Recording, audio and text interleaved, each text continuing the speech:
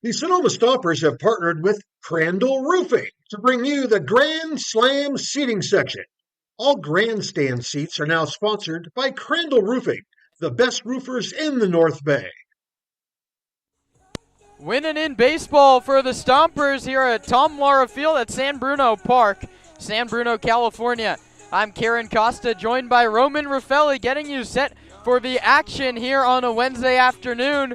And Roman, the Stomps are in a real good spot playoff picture-wise. There'll be a lot of playoff talk coming as we move through today's broadcast. The Stompers control their own destiny. They sit atop the CCL North, praying for that bye and the number 1 seed. 4 games left, San Francisco and the Filipinos 2 apiece to go win the North. And it's the 4 games you would want to play if you're Sonoma. The Seagulls and the Philippines both at the bottom of the standings in the CCL North and the CCL South. A good way to end the season, but you can't get complacent here. You've got to play good baseball down the stretch, win the games you need to win, and work your way into a favorable playoff position. Cameron Hegeman, a right-handed hitter, sporting the Stompers road gray uniform, digs in from the right side. He faces Maxwell McGrady, a right-handed pitcher from Doylestown, Pennsylvania. The 21-year-old pitched last year at Santa Barbara City College, and the SBCC Vaquero delivers a called strike 1, according to the home plate umpire Eric Thompson. It'll be Cam Hegeman, Max Hantra, and Kyle Olympia here in the first inning. Sonoma and San Francisco for the 6th time this season. Hegeman bounces it towards short at Victorian, who gets an easy hop and throws in time to first. Hegeman retired 6-3, and that's the first out of the ball game. It comes here at 6:14. Third baseman number 24, Max Hendren.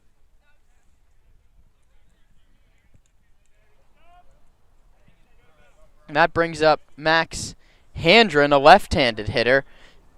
Digs in against McGrady. It'll be Handren and then Olympia, Lazul, Silken, Sepulveda, Tapia, Medin, and Baker. The pitch to Handren's lined hard but foul over the Stomper dugout, where manager Zach Pace stands with his coaching staff Paul Maderano, Mike Nunez, Casey Gilroy, and Kenny Meimerstorff. Zach Pace looking to send the Stompers to the postseason for the 2nd consecutive year. Not something that's easy to do. McGrady to Handren. Outside. First pitch was at 6:12 here in San Bruno, California. Stompers 22-14 atop the CCL North. Seagulls 8-24. They sit at the bottom of the standings. The pitch. Handren pops it foul late from McGrady again. 63 degrees. We'll take a look at McGrady, Roman. 13 games, 5 starts, 34 innings. He's pitching to a 7.41 ERA. Well, a couple different things we can look at. Last time out against the Slow Blues, he went 6 2/3 innings and allowed just 1 earned run. How do you like that for numbers? The last time he faced Sonoma, well, he's faced him twice, and he's gone 2/3 of an inning and given up 9 earned runs. That's in less than 1 inning of work. Not exactly the numbers you want if you're McGrady. Handren looking to get the Stomps rolling here in the first. Scoreless ball game. McGrady set to deliver a 2-2 to Max Handren. Here it is, and Handren lines it through the right side, base hit. Cutting over is Ramirez. He'll field it, drop to a knee to keep it in front. Max Handren keeps on hitting. That raises what's a 4.13 average and an OPS over 1.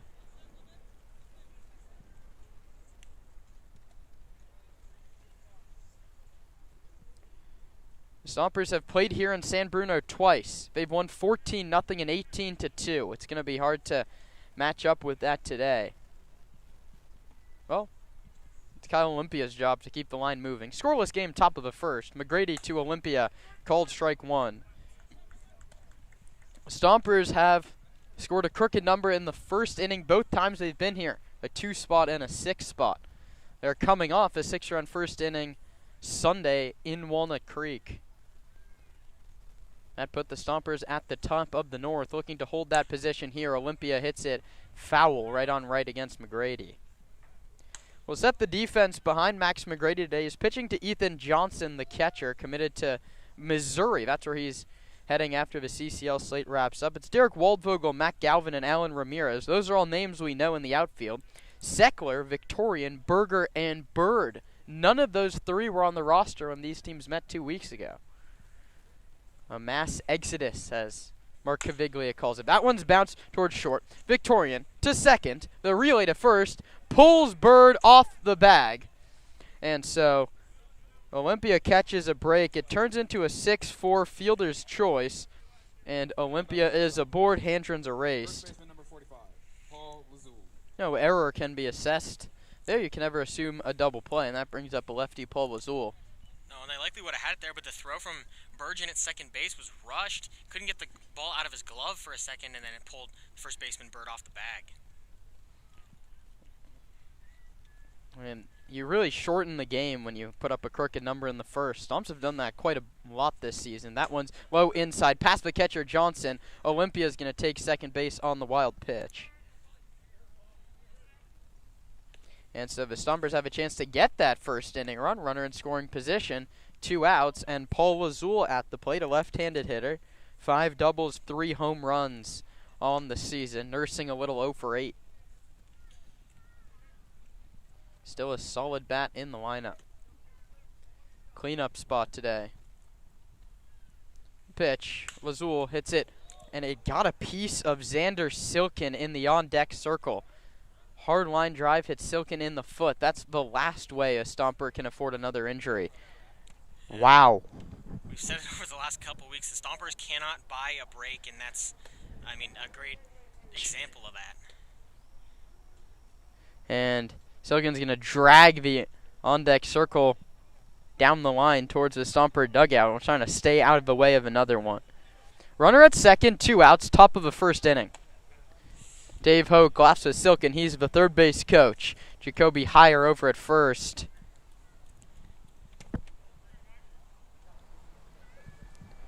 Lazul, left-handed hitter. He's behind in the count, 0-1. Beg your pardon, 1-1.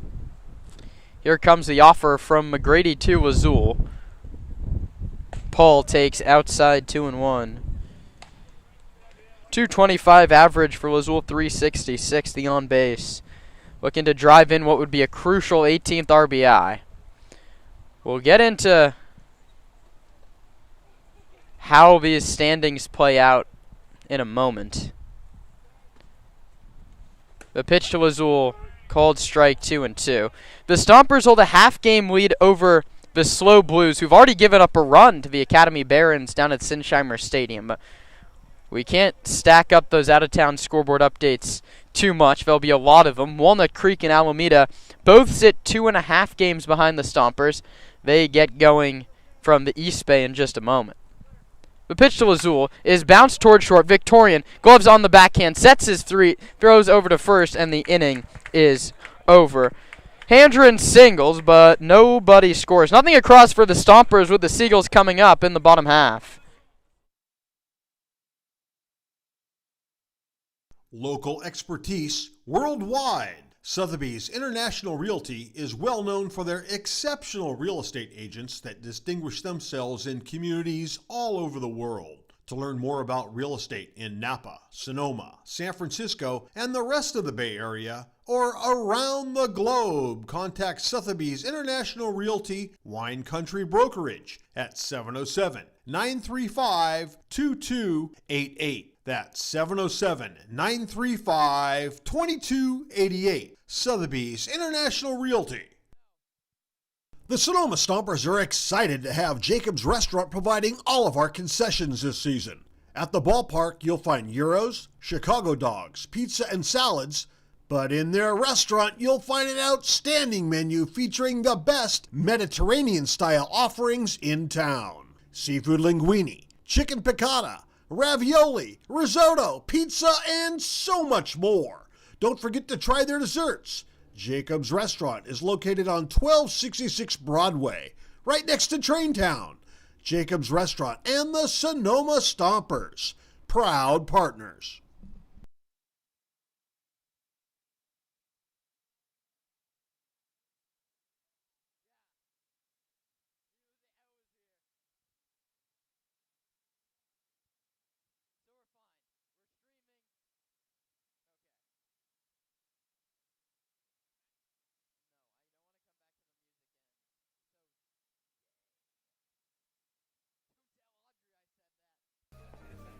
Nestled in the heart of Sonoma, Verano Cafe stands as the answer to locals yearning for wholesome food.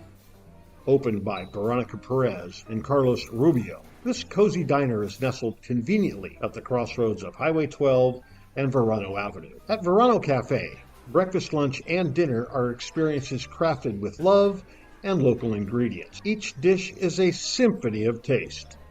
But Verano Cafe isn't just about breakfast. Their lunch menu features favorites like fish and chips and Matt Galvin, a late addition to the lineup. Josh Hansen, one of the best hitters in the CCL North, scratched before the game, and Devin Laginto pours it in there for a strike. The 6', 190-pound right-hander from Rohnert Park, recruited to Grand Canyon University, made just one appearance, and that quick pace comes home and it's fouled off. He's headed to San Joaquin Delta this coming fall. The worry here with Laginto is he's just coming off a pretty serious illness. A fever got up to 107 for the righty, who delivers to Galvin, and this one's sent towards center. Moving over is Hegman into the gap. He'll play it on a hop, and it's going to kick past between Hegman and Medin. The throw to second base is wide. Leadoff double for Matt Galvin. And it's the Seagulls who are set up. Runner at second, nobody out. Shortstop number 20, Caden Victoria. Laginto battling that illness.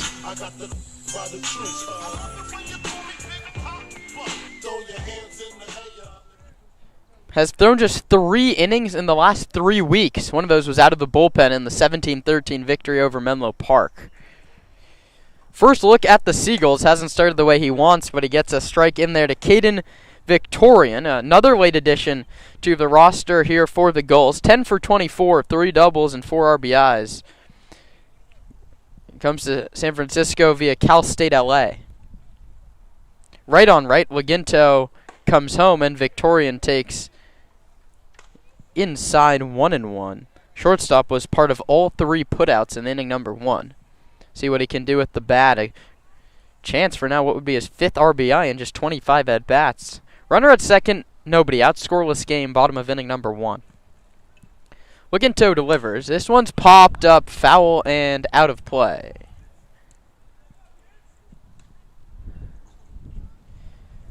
So we have the opportunity here. The Stompers have 4 games left in the regular season. It's pretty simple. If they win every single one of those games, the CCL North title will be played up in Wine Country at Arnold Field next Wednesday. But there are ways to get in without that. Laginto misses, and the count's 2-2. The defense behind Devin Baker in left, Hegman in center. Quinn Medin gets his first start. He's in right. Handren, Olympia, Silkin, and Lazul.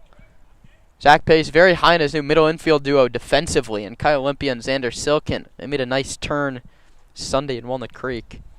The pitch here is low, 3-2.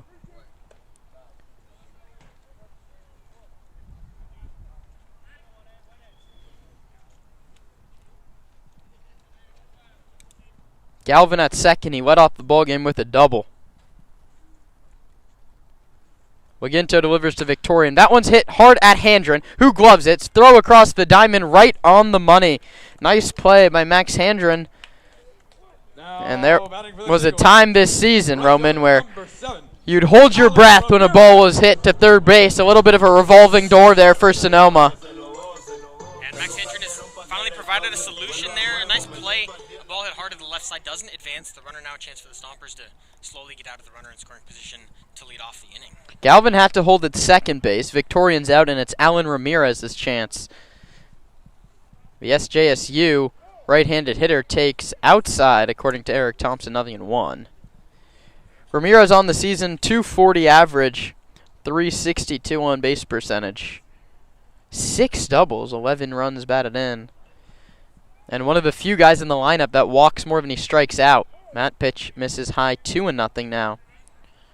Laginto on the season, pitching to a .372 ERA over 29 innings. 30 strikeouts to just 6 walks. So Laginto, not a guy that issues the free pass. He has to battle from behind, though. It's 2 balls and no strikes. The offer is grounded to shortstop. Olympia takes a nasty hop on the backhand, plants, throws, and a kicks past Lazul. Paul's going to play it off the fence.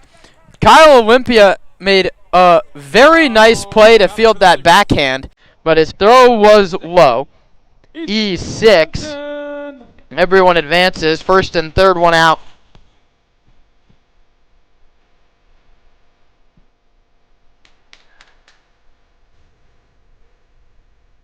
And that's really tough there for Olympia. The ball hit exactly on the lip in front of shortstop. Went from his toes to his feet and his toes to his face in about 3 feet of air, but made a nice glove play. Just couldn't finish it with the throw. Now a lefty digs in, Ethan Johnson. A real hot start to this season for Johnson's cooled off a little bit. The average down to 226. 3 doubles, 2 home runs, and 10 RBI. He takes a called strike. He's quickly behind, 0-2.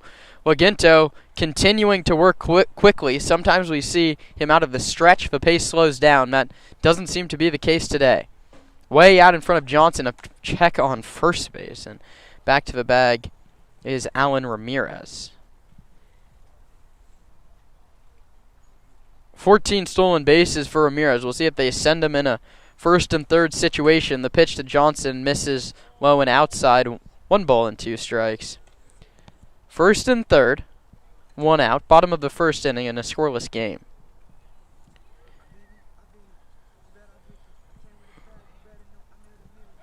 Another check on first base. Safe again is Alan Ramirez.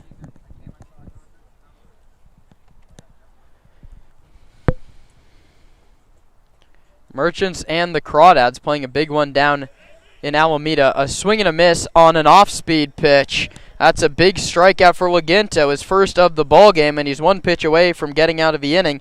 31st strikeout of the season for Laginto, and it comes in a nice little time. And that's what set Devin so far apart from other CCL pitching, is he's not afraid to go to the slider with a runner just 90 feet away. Even a runner on first base there. Great block from Sepulveda. He executed well. Sepulveda knew it was going to be able to get in front of it and get the strikeout without giving up a base. That brings up Ethan Bergen, a right-handed hitter from UC Irvine. He's 4 for 18. Another check on first base. Laginto, it's a nice righty move, but I don't know if that's really the throw you're looking to make in a situation like this. Bergen, 4 for 18 on the year. Takes a called strike. Double, 2 RBI for Ethan. Looking to drive in a run and give the Seagulls a lead over Sonoma, something they haven't had in 18 innings here at Tom Lehrer Field all year long, and that one misses inside. Stompers and the Seagulls just getting started, bottom of inning number 1. Right on right, Laginto to Bergen. High chopper, Olympia will have another chance. Sets his feet on the backhand side and throws in time to get him. Laginto in and out of trouble. We head to the second scoreless on the Sonoma Stompers Radio Network.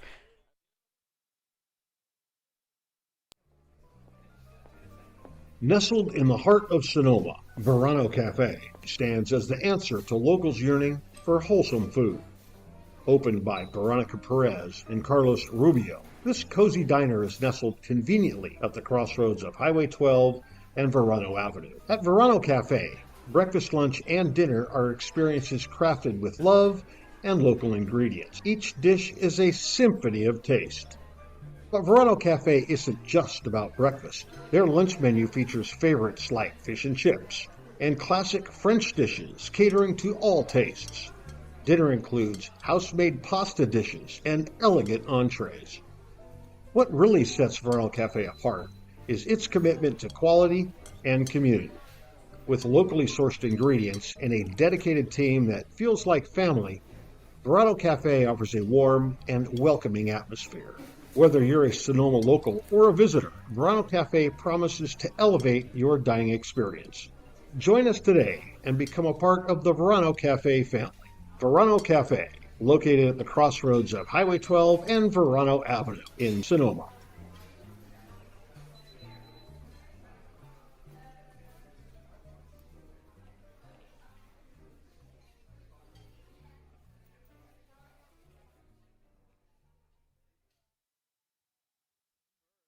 Hey, Stomper fans, if you're looking for roof services, look no further than Crandall Roofing. Crandall's dedicated team of professionals guarantees excellence. From roof repairs to installations, Crandall delivers top-notch solutions. Xander Silkin will lead off the visitor half of the top of the second inning. Silkin, Sepulveda, Tapia for the Stompers. They're looking to improve to 11-5 on the road this season, and a victory would clinch the postseason for Sonoma. Big one here in San Bruno Park, and Silkin takes high. Xander, a guy that knows the zone very well. He struck out just 10 times in over 100 bats at West Valley College. He struck out just once in 8 at-bats for Sonoma. The 1-0 to Xander is inside.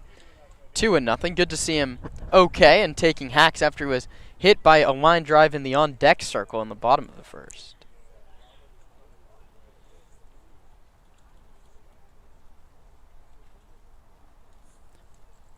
Two and 0. Silkin ahead of McGrady, and that one's high 3-0.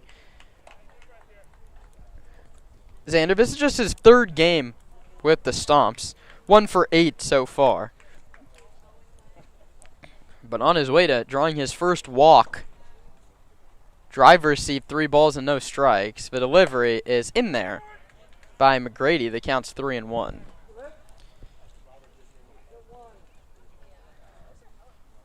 Silkin, the number 1 third baseman out of Hawaii in 2022.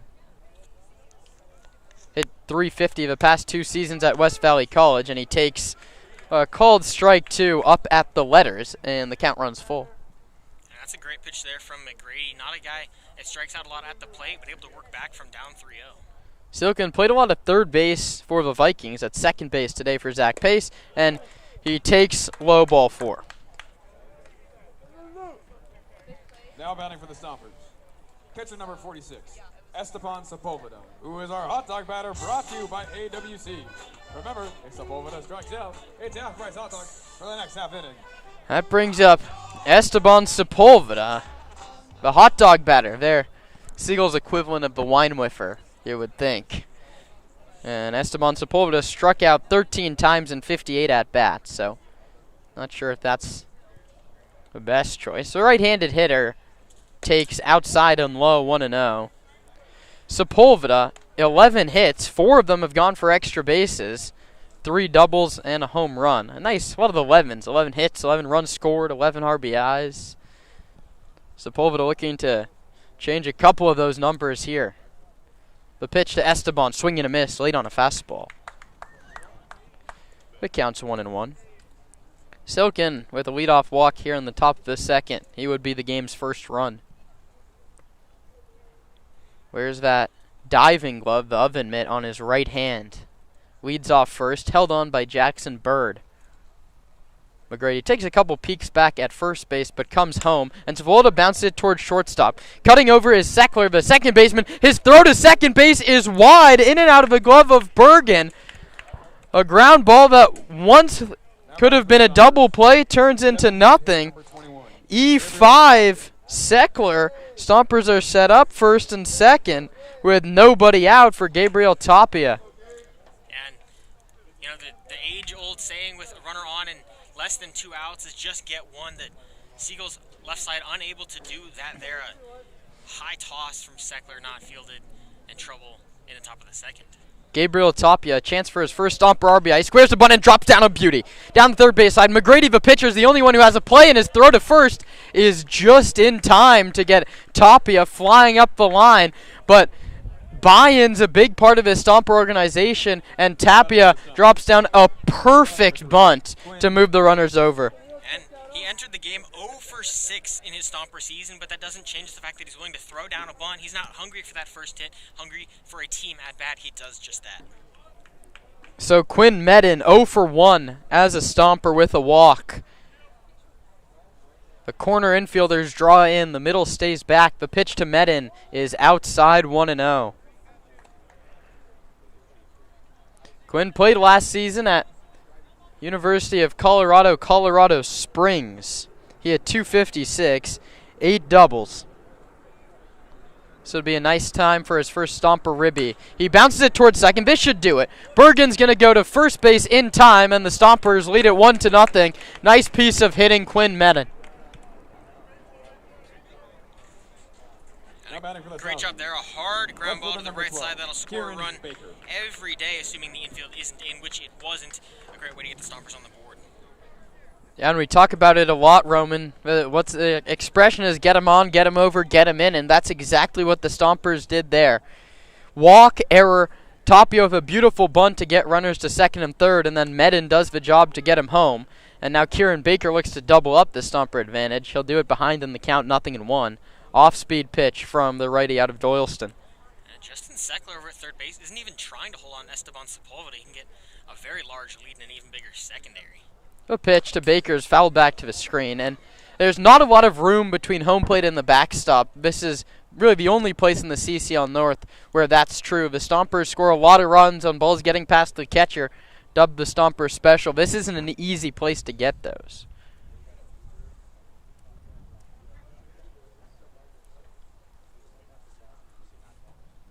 McGrady delivers, Baker chases, and the inning is over.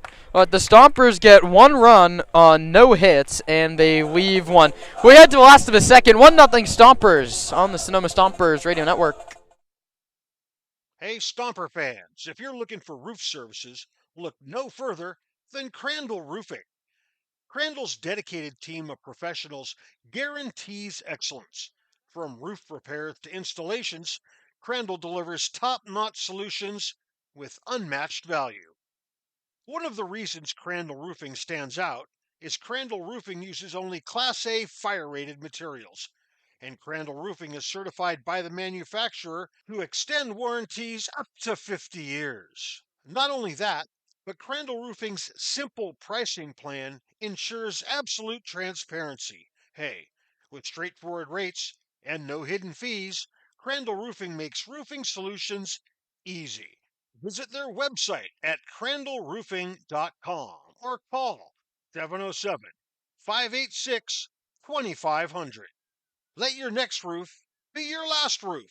Crandall Roofing, Diamond certified and proud partners with the Sonoma Stompers.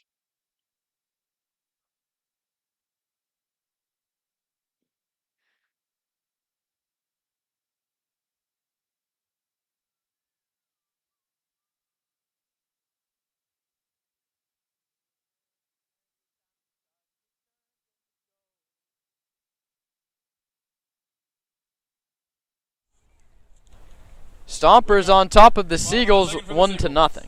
First baseman number 32, Jackson Bird. We enter the bottom of the second inning, and Jackson Bird's going to lead off. Jackson Bird, a name that sends shivers down the spines of Stompers fans from 2024, and he swings first pitch, and it's a mile-high pop-up to Kieran Baker in left field. He makes the catch, and there's one away. It's nice to see Jackson Bird heading to the dugout after just one pitch. Stompers fans who remember last year's CCL North title game, Jackson Bird, a two-way guy for Walnut Creek through 6 innings of just one-hit baseball. That kept the Stompers out of the CCL North title, and away from winning it, actually.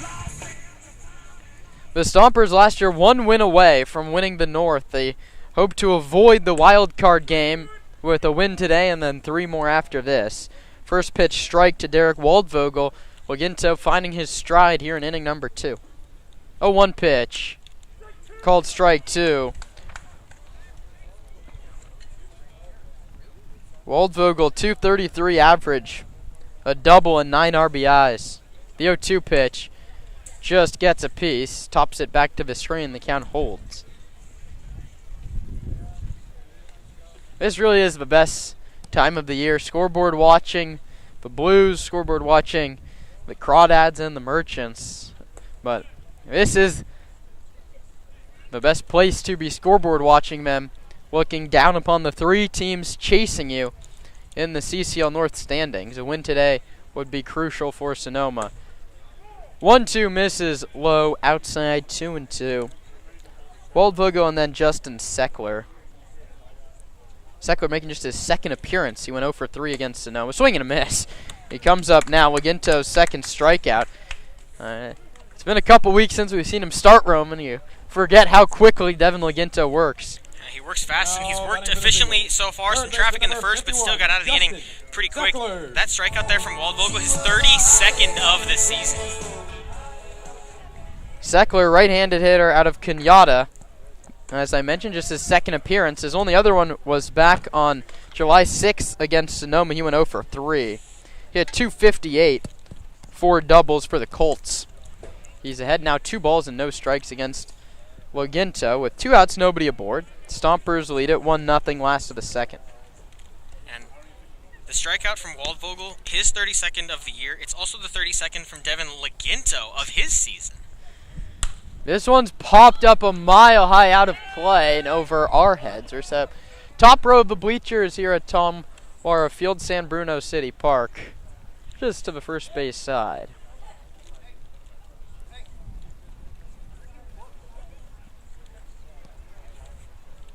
Two-one. Laginto to Seckler. Here it is. Low outside, 3-1. This would be Laginto's just first walk allowed tonight and just his 7th of the season. 3-1. That one sent down the right field line. Medin has a long run cutting into foul ground. It will fall out of play, and the count has run full 3-2.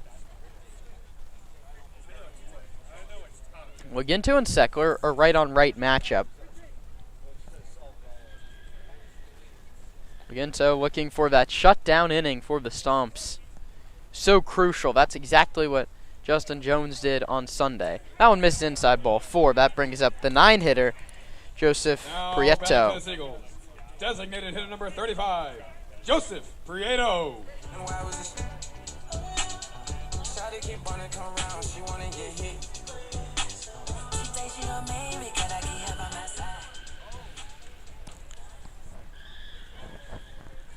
Joseph Prieto, right-handed hitter, pops this one up, and it will get out of play and clank off the empty bleacher seats, 0-1.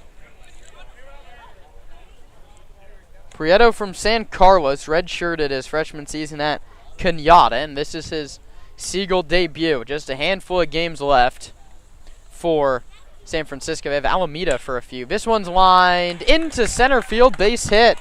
That's a nice way to start your Seagulls season. Joined late, but produces immediately. Second hit allowed. And a really nice hitting motion there from Prieto. Not really even a leg kick, just kind of shifts the weight and throws the hands at the ball. Quick hands and just a true contact guy. Saw the ball to the barrel the whole way and shoots it into center field. That brings up Mac Galvin, late addition to the lineup. Josh Hansen was scratched moments before first pitch. He came in and doubled to the right center field gap.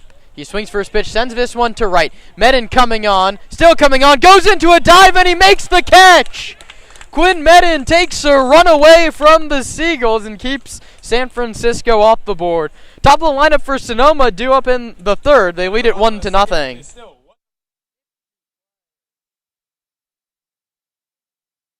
Flybird Margarita is our new and delicious cocktail that's ready to go, no bartender needed.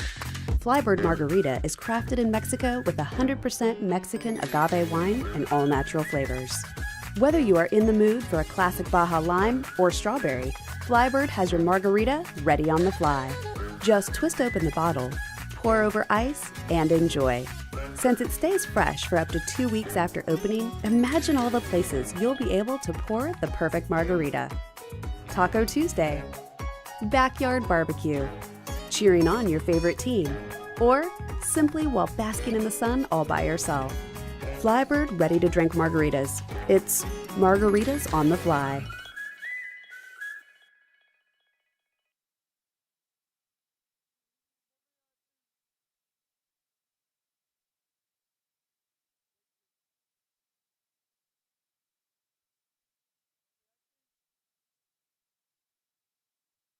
The Sonoma Stompers are grateful to have Bank of Marin as a returning sponsor. Bank of Marin's philosophy is banking built on trust and relationships. Bank of Marin's creative and customized solutions safely and confidently support your growth and success now and into the future. Whether you're a sole proprietor forging ahead with your first company or the CEO of a well-established corporation, Bank of Marin's... Back to the top for the Stompers in the third. Cam Hegeman, Max Handren, and Kyle Olympia looking to add to what's right now a 1-0 lead for the Stompers here on Win and In Wednesday. For Sonoma. Pitch is a called strike, off-speed pitch, finds the outside corner, well received by Ethan Johnson. No surprise, he's headed to the D1 level. Hegeman bounced out to the shortstop in the first. McGrady delivers. Hegeman lines this one in to right field, and it's down for a base hit. Cameron Hegeman continues to produce. He had a little 3-hit game Sunday out of the 9 spot. What did that earn him? A bump to the leadoff spot. And he picks up his 16th hit of the campaign, an opposite field single.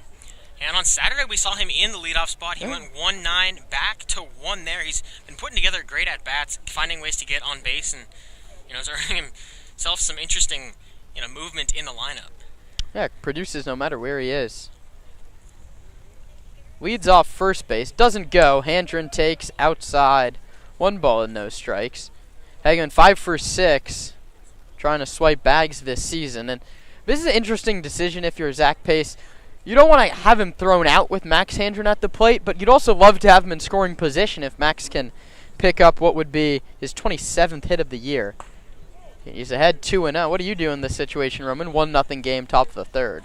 Yeah, I think, you've seen how the Seagulls have played, and you haven't seen a lot from Ethan Johnson behind the plate. I wouldn't hate a send here, maybe in a hit-and-run situation, or more of a run-and-hit situation where runners for sure going, and Handren's highly encouraged to swing, not just required. 2-0 to Handren's, fouled back to the screen, 2-1. Big hack from the left-handed hitter out of Cal, who enjoys hitting here. Last time he was hitting in San Bruno Park, he unloaded a mammoth home run, yanked it down the right field line. It was a grand slam for Max. One of a couple home runs on the campaign. Hegeman is short leadoff first, doesn't go. Handren takes low inside, 3-1.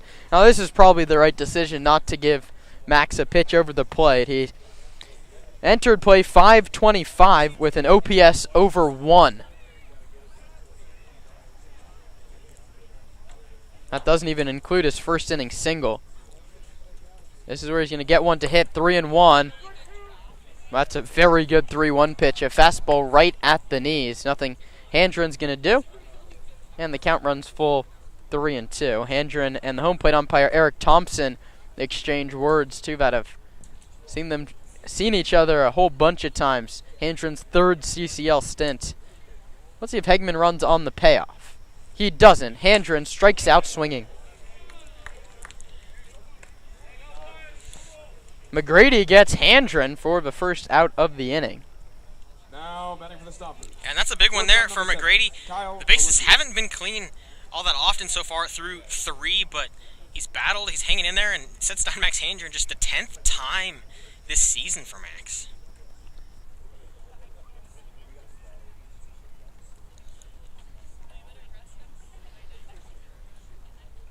McGrady a long way from home. We're in Doyleston, Pennsylvania. That's north of Philadelphia, in between sort of Philly and Allentown, for all of you that are tapped into Pennsylvania geography.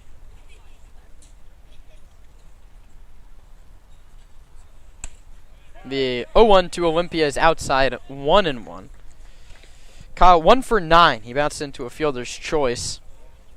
His first time up, advanced to second on a wild pitch. Probably lucky that one wasn't a double play. Olympia has hit .350 the last 2 seasons at San Francisco State. We're going to get the bat going here in the collegiate summer. That one's past the catcher, Johnson. To second base goes Hegeman. Second wild pitch charged against McGrady. And the Stompers have their second run in scoring position. 1 out, top of the 3rd inning. Seagulls have been held scoreless Laginto's 2 innings. Zach Pace, before the game, said he wants he asked him Laginto. Laginto said, well, if you want me to go this weekend, how about just 4 or 5, maybe 6? Zach Pace said, I only want 3, maximum 4 out of you, Dev. You've thrown 3 innings in 3 weeks. Laginto, a competitor, always wants the baseball. McGrady to Olympia. That one's crushed down the left field line. Waldvogel heading up the hill and down the line. It's past him, and it's going to roll all the way to the wall. Hageman had to hold it. He's sent by Dave Hoke. The relay throw to the plate will not be made. RBI double. Kyle Olympia, his first RBI, his first extra base hit. And the Stompers double their cushion. It's 2-0. And a great job there trading places with Cam Hageman on second base. Stompers were in danger of leaving that runner in scoring position on, but nice piece of hitting there down the left field line.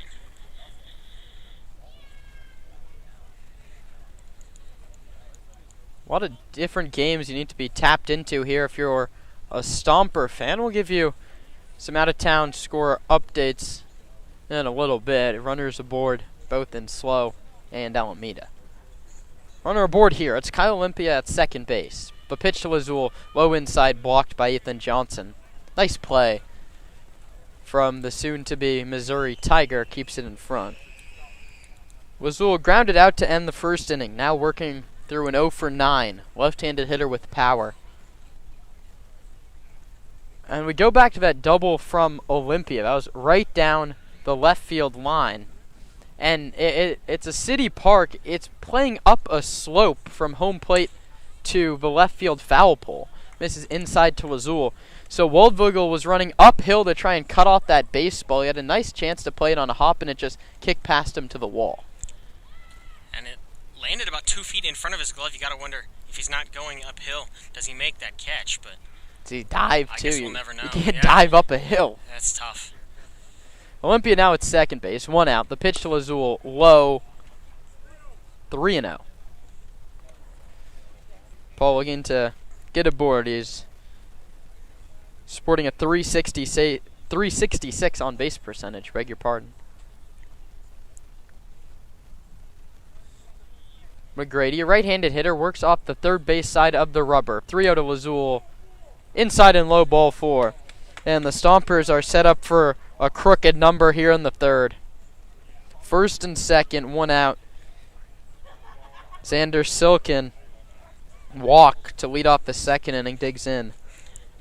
A real patient approach there from Paul Lazul. Now you're going to get a very similar one. Silken, who walked to lead off the second, the Stompers' lone run.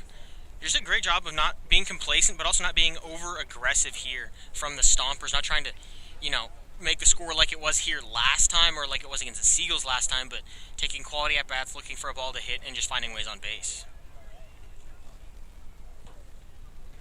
Silken, a right-handed hitter, digs in as the San Francisco pitching coach, Cage Cansonis, heads out to the mound to talk things over. Now batting for the Stompers. Meeting adjourned at the Hill, and Xander Silken's time has come from the right-handed hitter's batter's box. Xander 1 for 8 now, strikeout, a walk, making his third appearance for the Stompers. Jackson Bird plays behind the runner at first base. Ethan Bergen shades a little bit towards the bag. He's the second baseman. Back in his position, Silken takes low outside. 5 consecutive misses out of the hand of Max McGrady. And the leash is going to be very, very long for Max. Only 8 pitchers on the roster for Mark Caviglia, and he has a grudge match against Alameda coming up tomorrow. McGrady comes home. Silken takes outside 2-0. What would they be telling him in College Station right now, Roman? It's ball 6. That's ball 6. Although, Ethan Johnson better get used to it. Playing with Missouri, they're going to be in the same conference.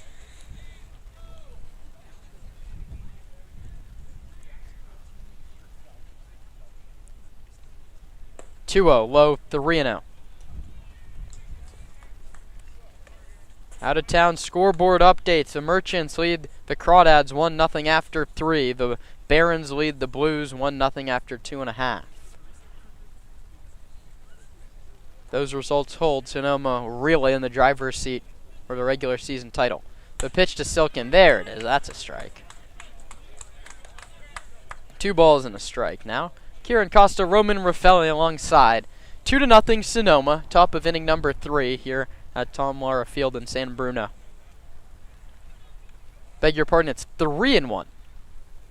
No scoreboard here at the City Park. Silkin takes high ball 4, bases loaded, 1 out for Esteban Sepulveda. Now batting for the Stompers, catcher number 46, Esteban Sepulveda, who is our hot dog batter, brought to you by Sepulveda in a great spot to add to that 11 RBI total, Roman. A late addition to the lineup. Pulowski's supposed to catch today, but Sepulveda slotted in there late. A little bit of a mental battle, especially as a catcher. There's a lot of preparation that goes into that. And just a big spot here to add, like you said, but also a good little rally here for the Stompers. Just seeing a couple walks, getting on base. First pitch called strike to Sepulveda.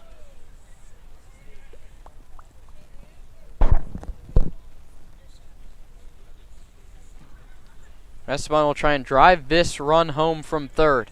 Stomper at every base with 1 out. Sepulveda bounces it foul down the left field line, out of play. He's behind 0-2. Hegeman led off this inning with a single. He scored on an Olympia double. Lazul and Silkin have walked. Handren struck out in that mix. So bases loaded, 1 out. Stompers lead at 2-0, threatening for a whole bunch more with Sepulveda at the plate. Hitting room down the left field line for the right-handed hitter Sepulveda. 0-2 pitch. Esteban hits it a mile high. Eric Thompson calls infield fly, and backpedaling and making the catch is Seckler. A nice play by Justin Seckler. And now Gabriel Tapia up in a big spot. Bases loaded, 2 outs. Some put down the sacrifice bunt back into second. Still looking for his first Stomper hit. You know, you do one for the team last at bat. Maybe you get one from the game here. Get a hit and a couple RBI. He does have a run batted in. I think if he puts a bunt down the third base line, he'd be aboard. The third baseman Seckler is playing very deep and well off the bag. The whole infield actually feet on the outfield dirt.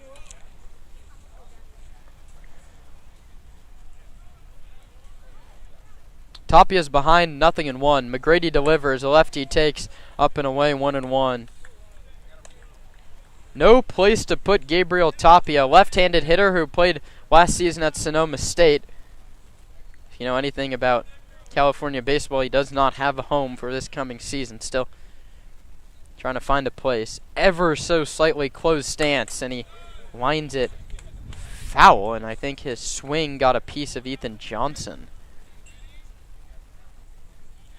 Throws a thumbs up down to Nick Escalara, who's inquiring from the Seagull bullpen down the first base line. Stomps 2, goals nothing. Bases loaded. 2 outs here in the third. This is a final road game for the Stompers in the regular season. Hopefully they have a couple more down south. The pitch to Tapia. That one's lined into left. Cutting over is Waldvogel. He plays it on a hop. 1 run scores. Here comes Lazul. The throw to the plate is cut off. A 2 RBI single for Gabriel Tapia. The Stompers lead at 4-0. That's a great time for your first Sonoma hit. Right fielder number 3. Did exactly what we said there. Took a quality at-bat, a team at-bat there. Drives one softly in to left. Goes the other way with it. Not trying to do too much. Able to put a barrel on the ball and score a pair. Those are 2 perfect at-bats for a new player trying to get in the good graces of the Stomper coaching staff. You drop down a first pitch bunt and then a 2-out, 2 RBI hit to the opposite field. It doesn't get much better than that.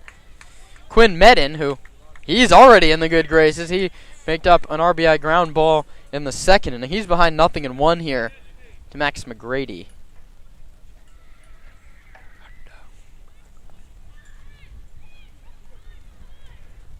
A pitch to Medin inside, 1-1. Quinn from Santa Rosa started at SRJC before heading to Colorado Springs to play this last spring.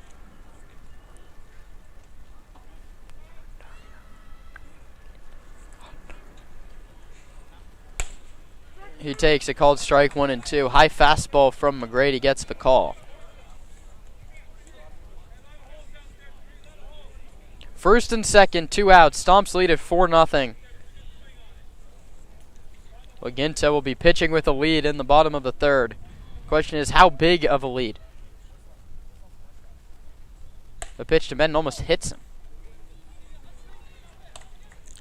And Medin, one of the few stompers who, actually kind of crowds the plate, looking for any way on the inside edge.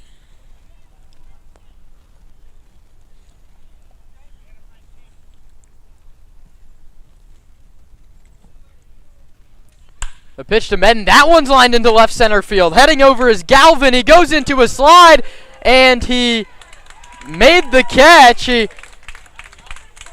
turned away from home plate. You don't know where that ball landed, but it turns out to be in the glove of Matt Galvin. Quinn Medin gives it a ride. The inning is over. The Stompers get 3 runs on 3 hits and 2 runners left. We head to the bottom of inning number 3. Sonoma on top 4-0.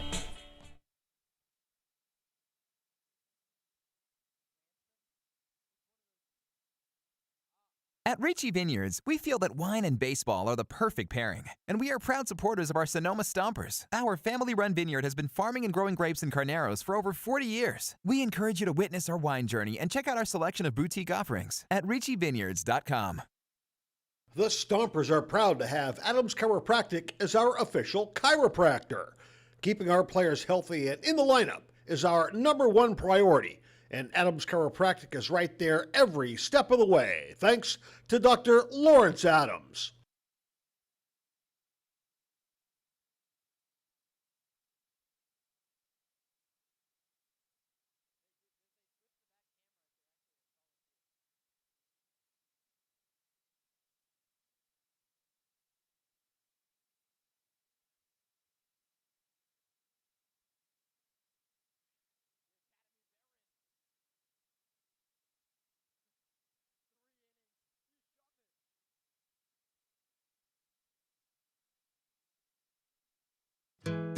Cresco Rents.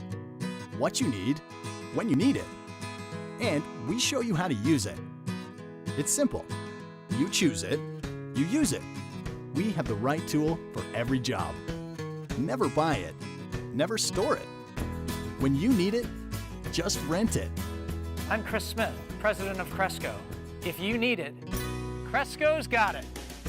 All over the Bay Area and online at CrescoRent.com.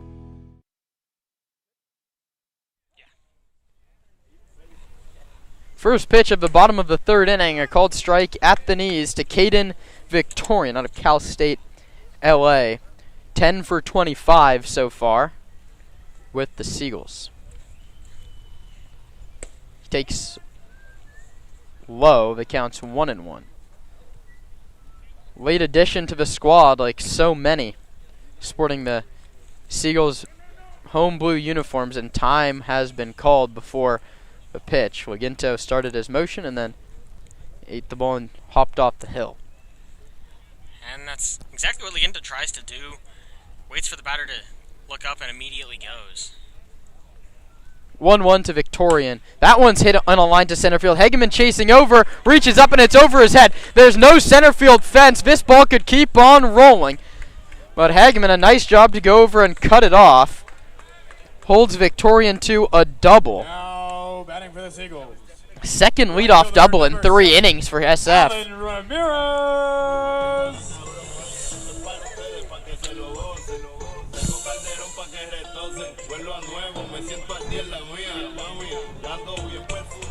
That brings up Alan Ramirez. Right-handed hitter. 6 doubles, has some power, looking for his 12th RBI. Reached on a Kyle Olympia error his first time through. He takes low.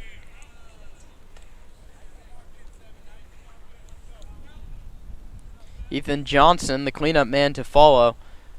Laginto now working with a 4-0 advantage. Misses with an off-speed pitch. The slider drifts too far outside.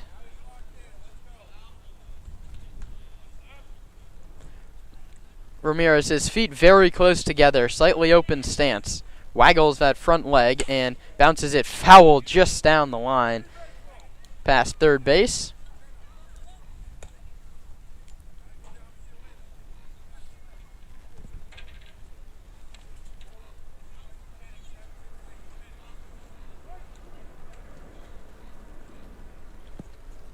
Laginto shakes off the first sign from Sepulveda. They finally agree on what pitch to throw, and Laginto delivers its line into left field. Baker cuts off. Nick Escalero's going to send Caden Victorian. Baker's going to come in, throw to second base. The tag is late. Back-to-back doubles to open the third. We have ourselves a ball game. It's 4-1. Now batting for the Seagulls. Catcher number 16, Ethan Johnson.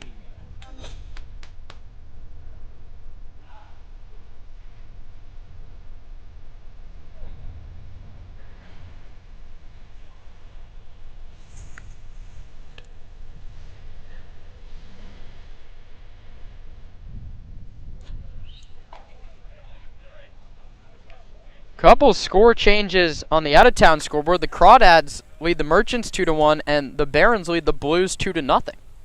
Laginto comes home here in San Bruno, working with a 4-1 lead. He misses outside. And this would be a nice time for one of those 18-2 games that we saw last time we were in San Bruno. Really lower the heart rate and get to watching the out-of-town scoreboard. The pitch to Johnson is hit to right center field. Medin and Hegeman coming over, and it's going to drop between them, and that ball's still rolling. One run's going to come in to score. Johnson's going to hold at second base. 3 consecutive doubles off of Devin Laginto. All of a sudden, it's 4-2. And since the pitch was called off by Eric Thompson at the plate, Devin Laginto just hasn't looked quite the same. Ethan Bergen.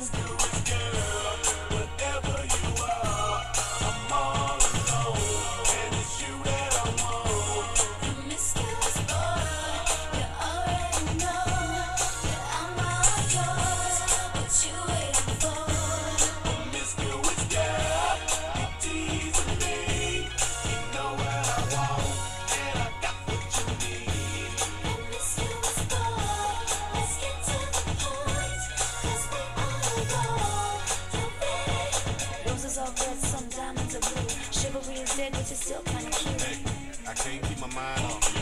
Where you at? Do you mind if I come through? I'm out of this world, come with me to my planet. Mike Nunez out on the mound to discuss things with Devin Laginto and the entire infield.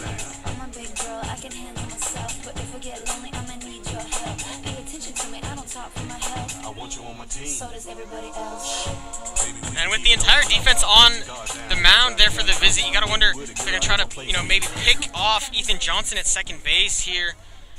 Still a 2-run lead, but Laginto, a little bit shaken up since the pitch called off halfway through his motion. 3 consecutive doubles. Oh, Laginto, a guy that allowed less than a hit in innings, giving up 3 consecutive to start this frame. That one's bounced foul down the first baseline and out of play.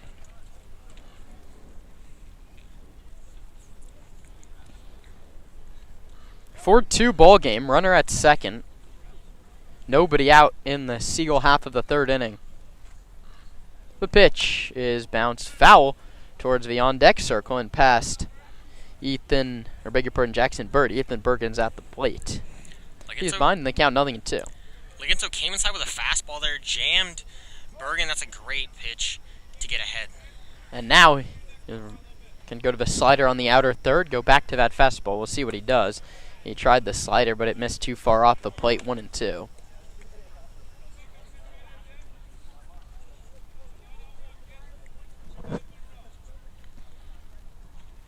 One ball and 2 strikes. Laginto looking to limit the damage to just 2.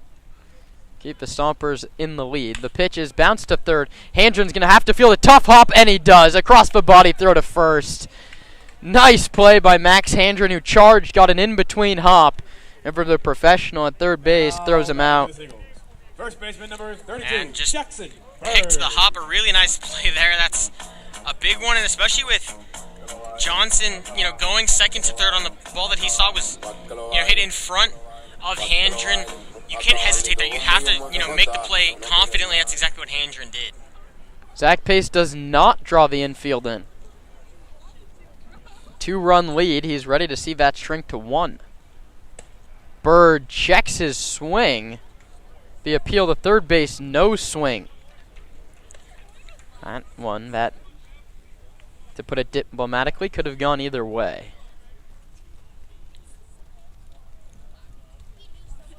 Wiginto delivers. Bird winds this one into right center field. That's going to be a hit, and that one's probably extra bases as well.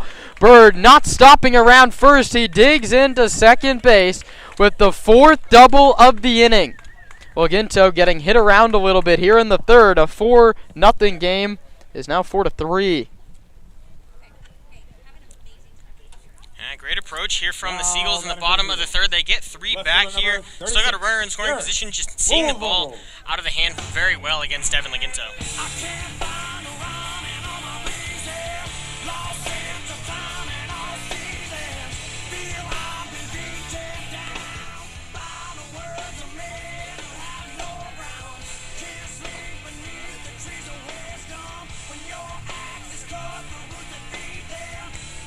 So that's the 4th double out of the 5 hitters that Liginto's faced this inning.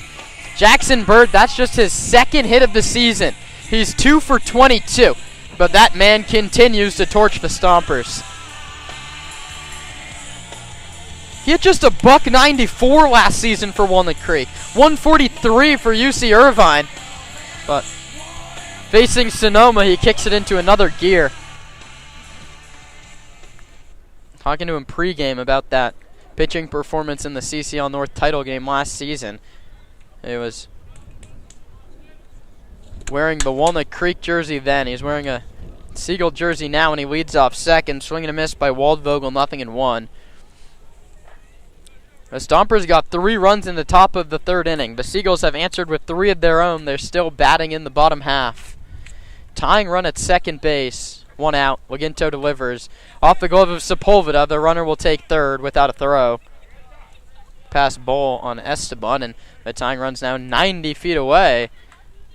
A little bit of a rally here for the home squad.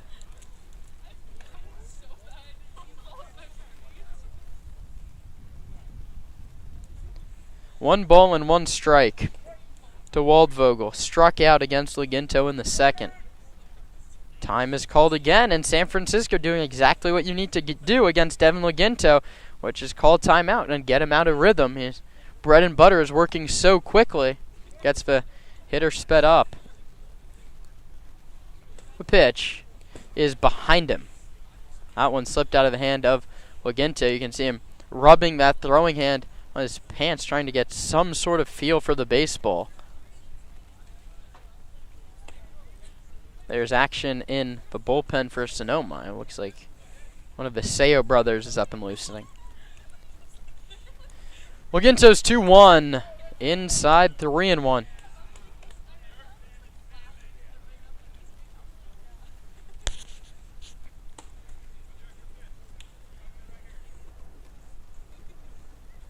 Swing and a miss. Went to the slider. Count runs full 3-2.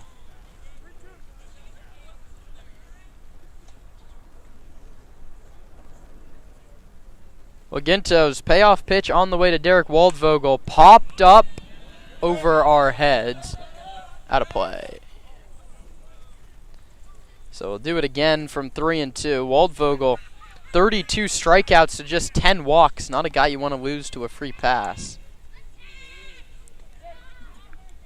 4-3 Stompers. We play here in the 3rd. That one's lined back up the middle and through. We have a whole new ball game here in the 3rd. 4 runs apiece. RBI Derek Waldvogel. 10th RBI of the season for Derek. And Zach Pace is going to come and get Devin Liginto, it looks like. 5 hits in the frame. Devin walks off the mound back to the dugout, and Ryan Seo takes the hill. The Seagulls have 4 runs in, and they're still hitting here in the 3rd. Tie ball game at 4 when we return on the Stompers Radio Network. At Ricci Vineyards, we feel that wine and baseball are the perfect pairing, and we are proud supporters of our Sonoma Stompers. Our family-run vineyard has been farming and growing grapes and carneros for over 40 years. We encourage you to witness our wine journey and check out our selection of boutique offerings at RicciVineyards.com. The Stompers are proud to have Adams Chiropractic as our official chiropractor. Keeping our players healthy at #1 priority, and Adams Chiropractic is right there every step of the way, thanks to Dr. Lawrence Adams.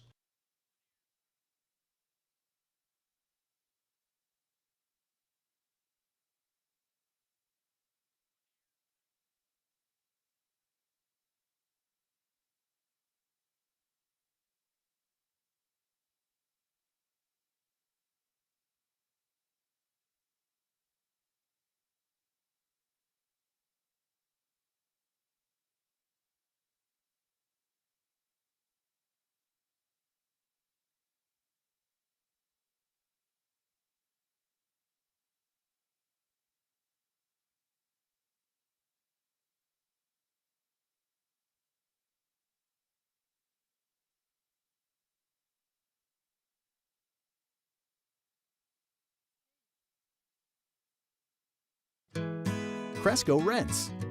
What you need, when you need it. And we show you how to use it. It's simple. You choose it, you use it. We have the right tool for every job. Never buy it, never store it. When you need it, just rent it. I'm Chris Smith, president of Cresco. If you need it, Cresco's got it. All over the Bay Area and online at CrescoRent.com.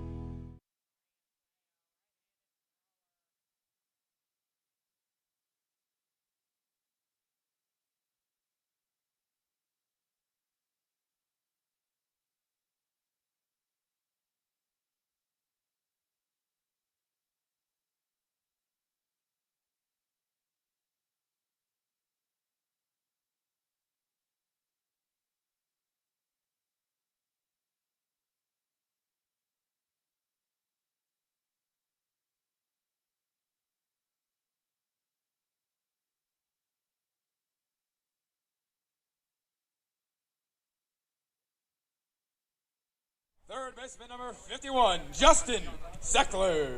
Ryan Sayo comes on for his 8th appearance of the season. The sidewinding righty stands 5'10", 185 pounds, heading back to Cal State Fullerton this fall. A 1-0 record, an 8.37 ERA. Misses low and outside. He's thrown 9 2/3 innings this year, 20 strikeouts to 7 walks. Had a real tough go last time out. He allowed 4 earned runs without getting an out against Menlo Park. That was 11 days ago. Has to be sharp here. Tie ball game in the third. Sayo comes home. It's bounced foul at the plate, 1-1. He goes to work against Justin Seckler. He's faced the Seagulls one time. He allowed 2 earned runs over 1.2 innings.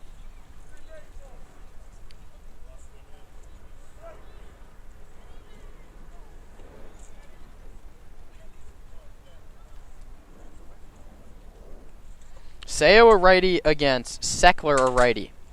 Pitch. That one's lined hard but well. Foul down the line, 1-2. Laginto could not get out of the third inning. He was cruising, really, through 2, and then he's given up 4 doubles to the first 5 hitters of the inning.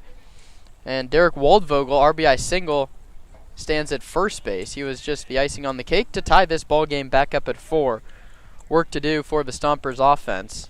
And a great third inning from the Seagulls here. Patient approach, just finding a ball in the zone to put in play. They've done that, and they found some gaps as well. Sayo delivers. It's grounded foul to the pull side this time. The count holds at 1-2.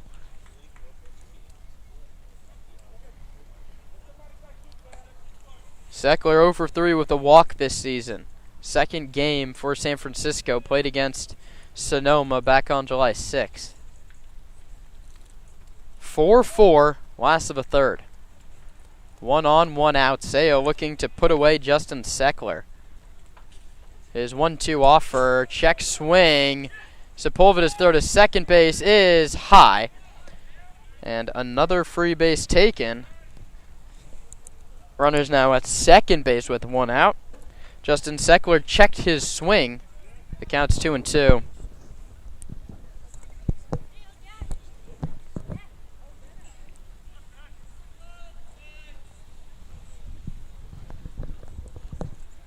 Ryan Seo all of a sudden throwing some pressure pitches here in the third.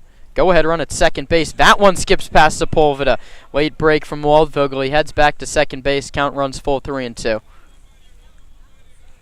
And good hustle by Esteban behind the plate, not letting the runner move up 90 feet.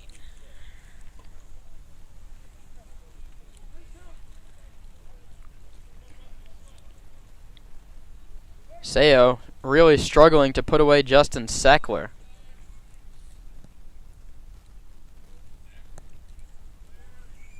Here it is. That one sent in the air to right center. Hageman drifts back. Now gets around and under it to make the catch. Waldvogel bluffs. And the throw to third is fielded by Handren. So that's exactly what Ryan Seo needed. He gets the second out of the inning. Number 35, Joseph Prieto. And that brings up Joseph Prieto. DH today, making his debut.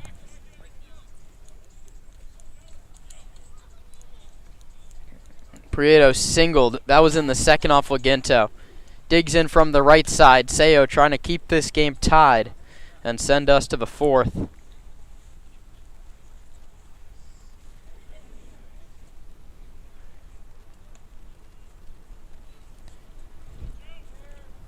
Seo comes home. In there for a called strike one.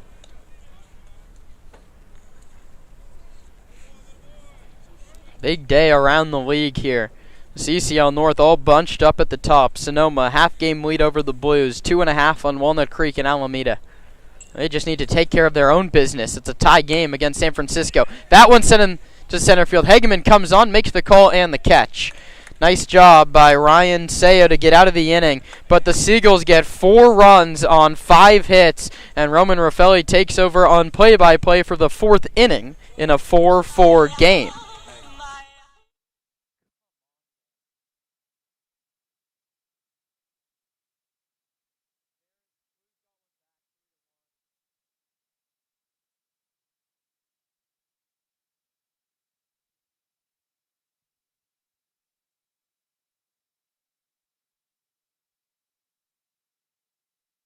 The Sonoma Stompers have partnered with Crandall Roofing to bring you the Grand Slam seating section. All grandstand seats are now sponsored by Crandall Roofing, the best roofers in the North Bay. Let your next roof be your last roof. Call Crandall Roofing, Diamond certified and proud partners with the Sonoma Stompers. Hey Stomper fans, if you need tree service, call Arbor MD. Proper tree care is essential for ensuring the safety, health, and beauty of your trees. Arbor MD's tree knowledge and expertise protects your property and enhances its value while also contributing to environmental sustainability and long-term tree health. Call Arbor MD for all your tree care and landscape needs. Nana's estate-grown extra virgin olive oil is made from olives grown exclusively on the property of Vianza Winery. They were hand-harvested and pressed to create Nana's extra virgin olive oil. Go to shop.vianza.com to see why Nana's olive oil is the very best. United States Congressman Mike Thompson, representing California's 4th District, is a proud supporter of the Sonoma Stompers. The Stompers entered the bottom of the third with a 4-run lead. It all fell apart after 5 hits in the bottom of the inning for the Seagulls, and we're knotted at 4 in the top of the 4th. Kieran Baker, 9-hole hitter for the Stompers, leads off and takes a called strike one off-speed middle third of the plate. Baker struck out in the second. That ended the inning. The only Stomper not to hit in the third. 0-1 fouled back now behind 0-2 to Max McGrady. And in the third inning, just 2 hitters out of the total 18 didn't hit. That was Mac Galvin in the 1 hole for the Seagulls, and Kieran Baker, as mentioned, for the Stompers. He's behind McGrady 0-2. Pitch fouled back again, straight into the screen. Good battle there from Kieran Baker. On the year, 211 average in limited run with the Stompers, a 388 on base percentage. Plays college ball at the College of San Mateo. McGrady set. 0-2 to Baker. Misses low, 1-2. And a big league take there. That pitch just below the knees.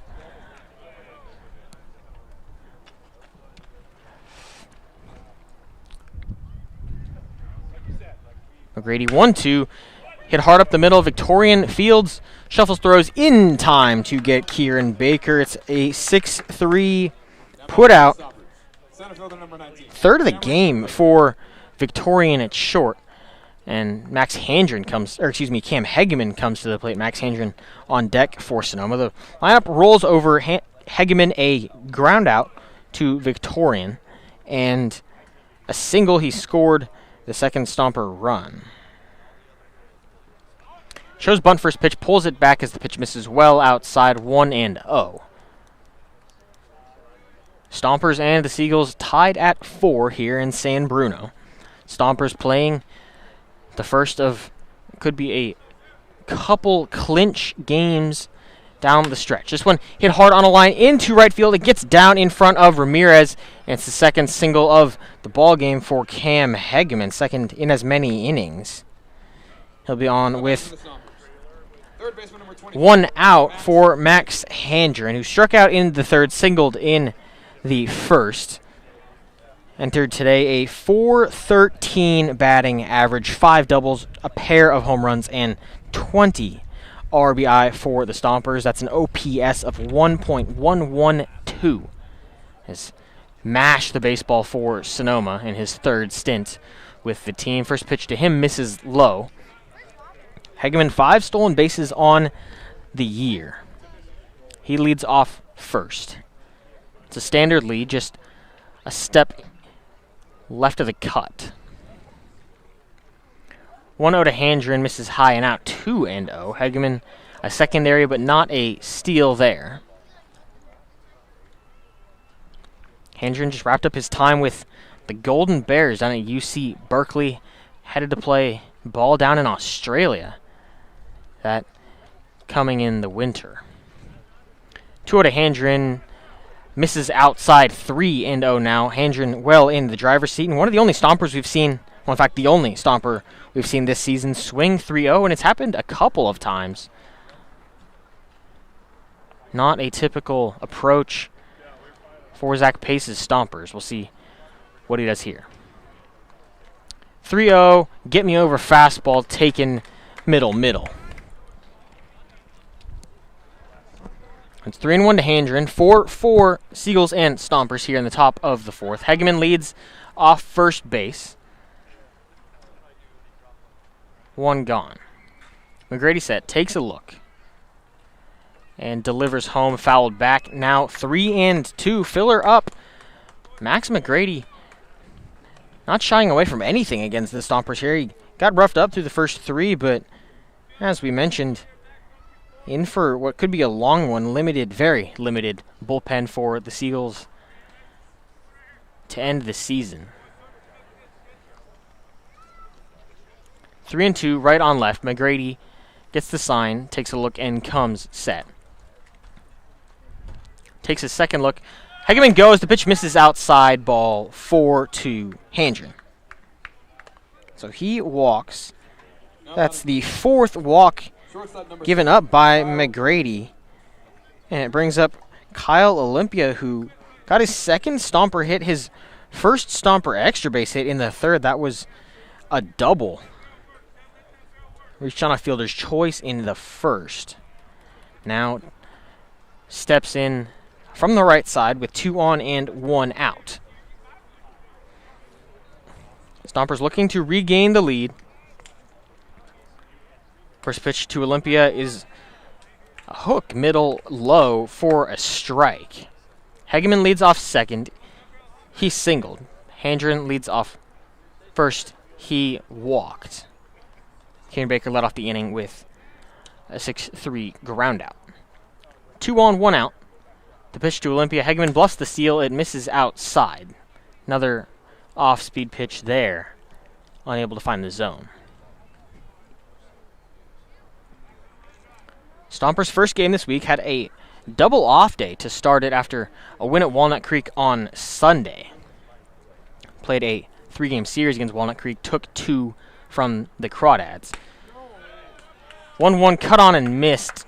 1-2 to Olympia. This is just Olympia's 10th or 11th at bat for the Stompers. A 125 average entering the ball game. And he calls time here to give a stretch outside the box. Also appears Ethan Johnson behind the plate is maybe roughed up. Home plate umpire Eric Thompson will give each a moment. And we'll do 1 and 2 again. McGrady set from the right side. Takes a look back at Hegeman. Lifts the 1-2, misses low and out. Went back to the hook, but Olympia checks the swing. 2 and 2.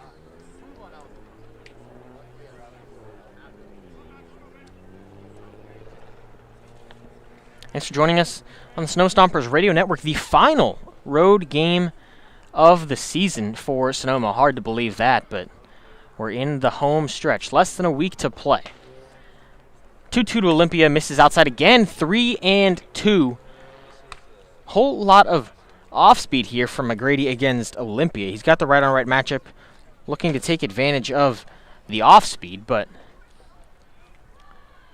Olympia's put up a good battle. Hegeman off second, Handren off first. McGrady set. The payoff pitch chopped just fair play, but fielded in foul. They'll rule it a fair ball, so Olympia's retired on the 2-3 put out. Runners advance to second and third now with 2 gone for Paul Lazul. First baseman number 45, Paul Lazul. Now that goes, I guess, as it would have been a bunt.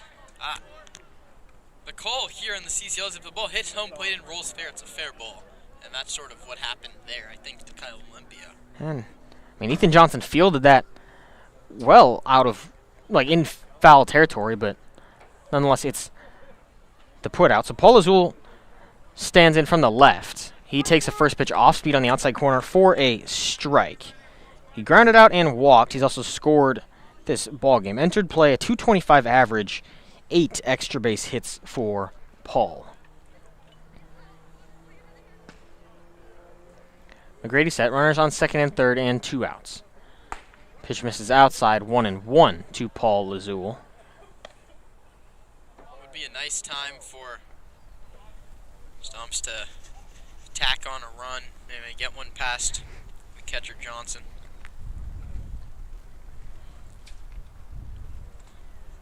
McGrady comes set. 1-1 to Lazul, outside and high, 2-1.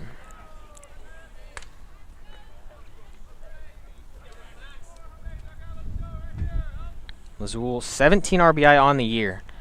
Would love to tack on a couple to give the Stompers the lead back after a 4-run bottom of the third from the Seagulls. 2-1 to Lazul, cut on and missed. Fastball, high and middle, now 2-2. Yeah, there's the challenge fastball, and he blew it right past Lazul. So McGrady, a pitch away from getting out of the jam. 2 on and 2 outs. A single and a walk at those two, Cam Hegeman and Max Handren. Ready, comes set. 2-2 to Lazul, fouled back. We'll do it again.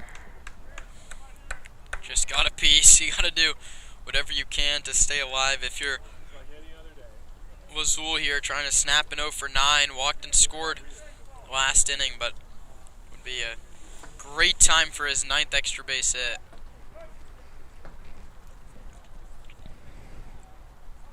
He'll see a 6th from Max McGrady, who comes set.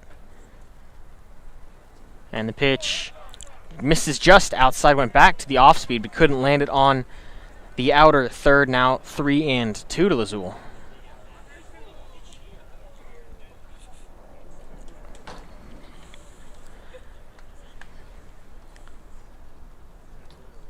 McGrady set, takes a breath. Payoff to Lazul, misses high, ball for the 21st walk of the season for Paul Lazul. He's aboard, loads the bases for Xander Silken, who has a pair of walks tonight. That'll do the trick. Anything scores a run here for Sonoma. Johnson's job's difficult behind the plate. Nothing can get through him. If he finds the outfield grass, Stomps can really get running. That's the 5th walk issued by Max McGrady. Entered play with 15. He's added a third of those today. First pitch fastball outside corner, taken for a strike. Silken, not a guy who strikes out often. Just 1 in 4 games now for Sonoma. He's walked twice, scored once. That was the Stompers' first run of the ball game in the 2nd. 0-1 outside with fastball 1-1.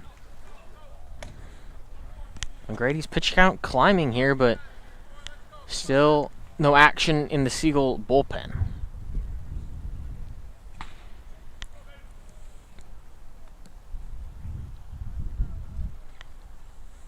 The 1-1 to Silken, fouled back 1-2. Now big spot now for Xander Silken. Behind in the count, bases loaded, and you've blinked, and now it's a 4-4 game.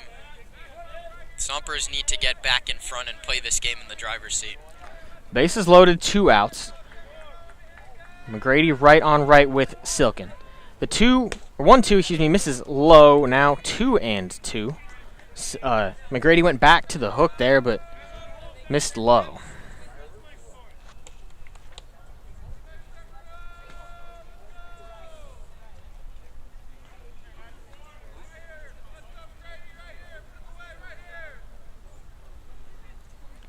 Two to Silken, chopped up the middle, ranging over is Victorian, who fields and throws just in time to get Xander Silken. The 6-3 ends the inning, and Sonoma is held scoreless in the 4th. A hit, a walk, and a second walk loaded the bases, but Stompers don't score. Max McGrady gets out of the 4th, and the Seagulls look to break the tie in the bottom half. You're listening to Sonoma Stompers Baseball on Sonoma Stompers Radio Network.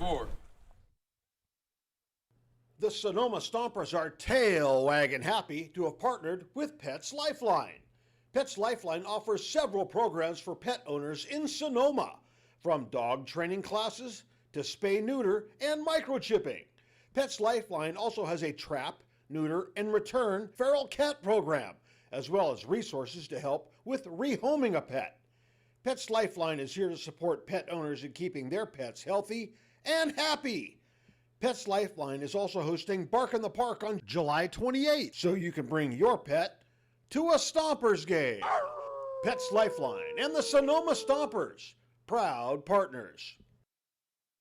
The Sonoma Stompers are proud to have teamed up with Park Point Health Clubs this season. Let Park Point's innovative fitness and lifestyle programs improve your quality of life through our Focus 30/30 nutrition and training program. Or take Pilates classes, learn kickboxing, get back on the bench with our weight training program. We have personal trainers, and check this out, we even have childcare to help you create the time to become the best you can be. Park Point Health Clubs are located in Santa Rosa, Healdsburg, and right here in Sonoma. Park Point Health Clubs and the Sonoma Stompers, proud partners.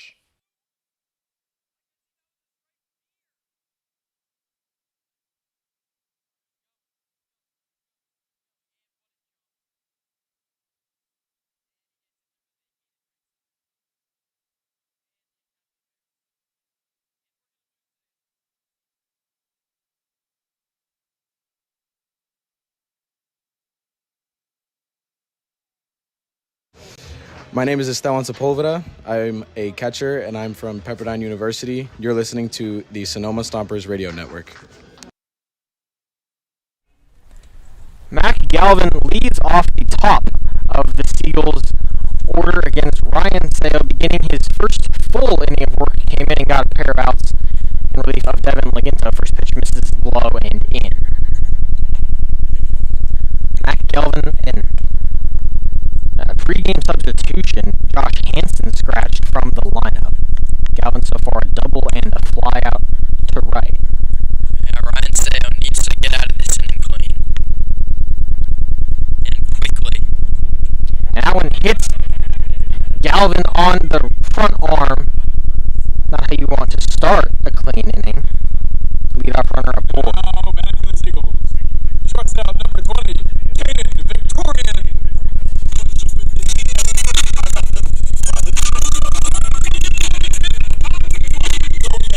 So Caden Victorian stands in. He grounded out and doubled against Devin Laginto.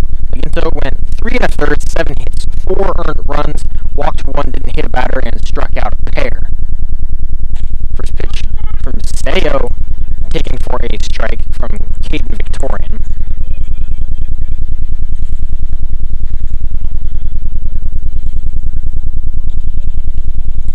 Galvin leads off first. He was hit by a pitch.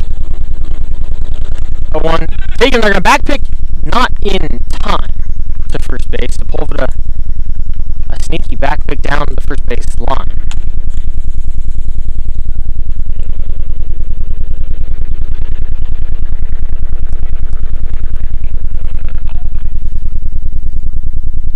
Seo gets the sign, comes to takes a look, picks back again at Galvin, who slipped on a dive back, but gets back in time.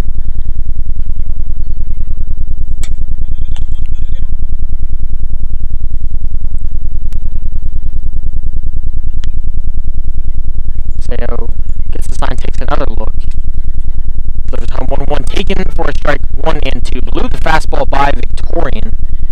Now ahead in count 1 and 2. Victorian on the year. 7 strikeouts to just 4 walks. Galvin leads off first. 1-2 from Seo, misses in the dirt. A nice block from Sepulveda there to not give a free 90 to the runner. It's been a tough day for Sepulveda behind the plate. I know it's a short backstop, but a lot of different plays that have been tough for him there. Balls, sort of errant tosses from his pitcher all around the zone. But Seo, the guy you want here, he's that sidearm delivery can induce a ground ball and gets a lot of strikeouts.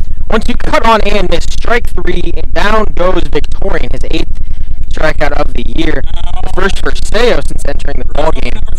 Now ground ball away from ending the inning.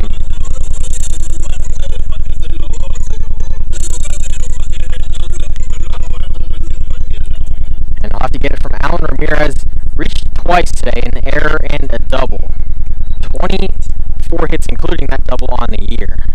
That double is 7th. Runner goes first pitch. Sepulveda can't make the transfer, so it's a stolen base from Mac Galvin. Now runner in scoring position with 1 aboard.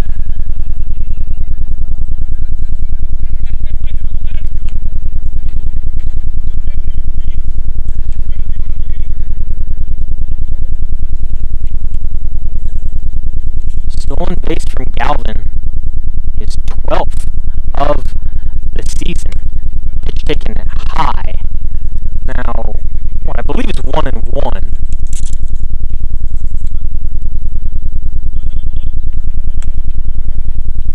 Right on right, Seo and Ramirez.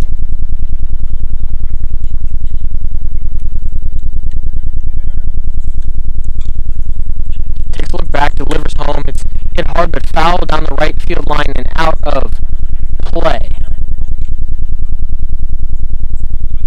Now, Seo ahead 1 and 2. And there's slowly some motion in the Stomper bullpen. 1-2 from Seo, whiffed on, and down goes Ramirez. He was given a slider, it slid all the way across the plate. Found nothing but air with that swing, and they'll bring up Ethan Johnson with runner in scoring position and 2 outs. Nice job from Seo, back-to-back strikeouts. Johnson 1 for 2 with a strikeout and a double. The double, his 4th of the season and his 15th hit.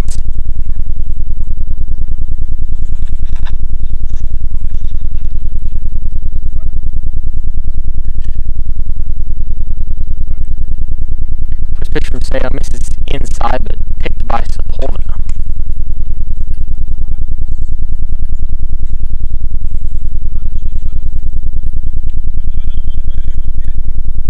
Stompers and the Seagulls tied at 4 in the bottom of the 4th. Thanks for joining us on Stompers Radio Network. Roman Rafaeli, Kieran Costa.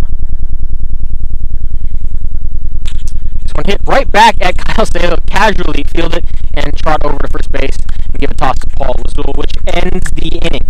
A runner aboard on a hit by pitch, but a pair of strikeouts leave him at second base. We'll head to the top of the 5th, 4-4 at San Bruno. The Sonoma Stompers are tail wagging happy to have partnered with Pets Lifeline. Pets Lifeline offers several programs for pet owners in Sonoma, from dog training classes to spay-neuter and microchipping. Pets Lifeline also has a trap, neuter, and return feral cat program, as well as resources to help with rehoming a pet. Pets Lifeline is here to support pet owners in keeping their pets healthy and happy. Pets Lifeline is also hosting Bark in the Park on July 28th, so you can bring your pet to a Stompers game. Pets Lifeline and the Sonoma Stompers, proud partners.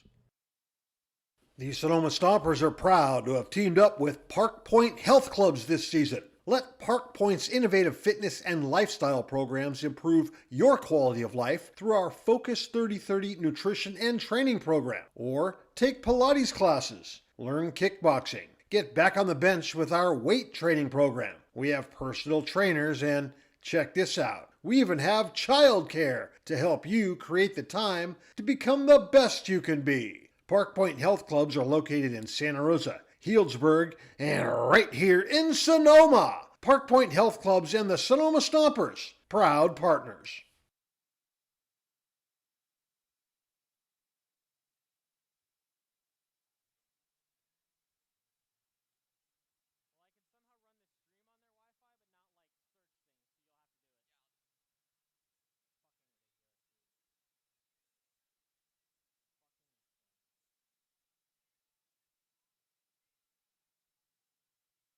Local expertise worldwide. Sotheby's International Realty is well known for their exceptional real estate agents that distinguish themselves in communities all over the world. To learn more about real estate in Napa, Sonoma, San Francisco, and the rest of the Bay Area, or around the globe, contact Sotheby's International Realty Wine Country Brokerage at 707-935-2288. That's 707-935-2288. Sotheby's International Realty.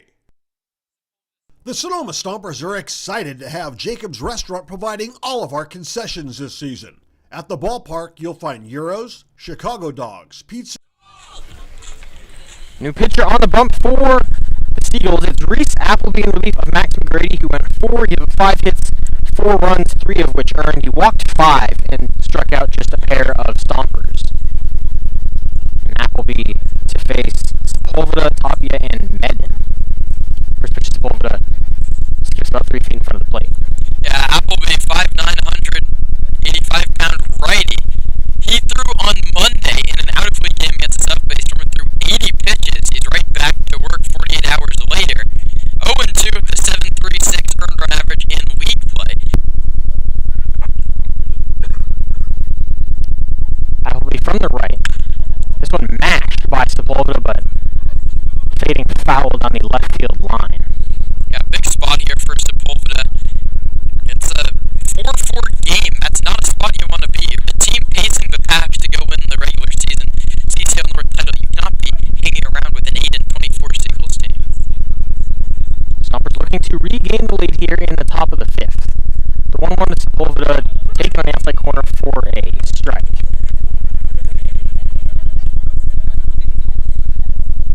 McGrady struggled in the early going and then fell into a rhythm. Stompers should have. We can do that same thing here.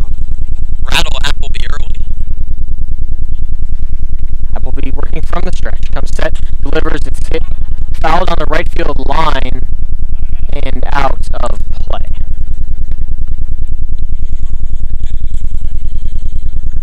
It'll be 1-2 again to Esteban Sepulveda.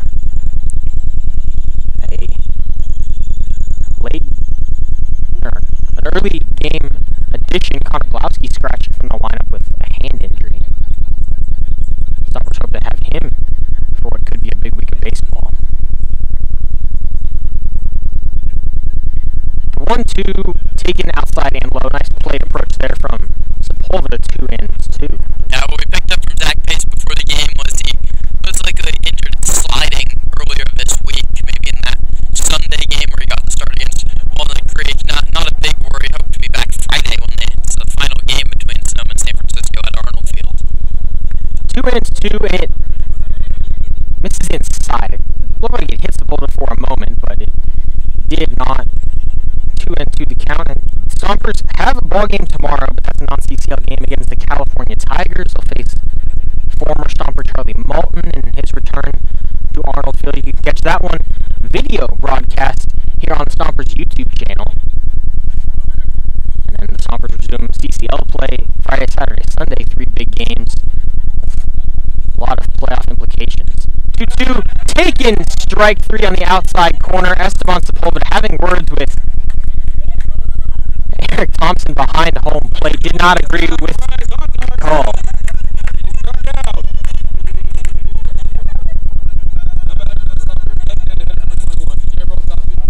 Bring up Gabriel Tapia from the left side. The DH for the Stompers has put together a very favorable book so far. A sac bunt in the second and a single in the third. Takes first pitch low for a ball.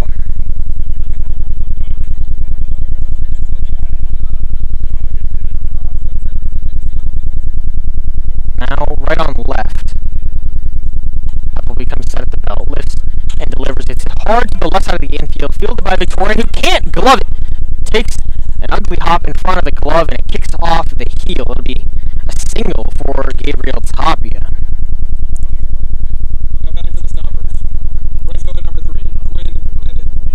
Bring up Quinn Medded, 8-hole for the Stompers, a line out and a ground out.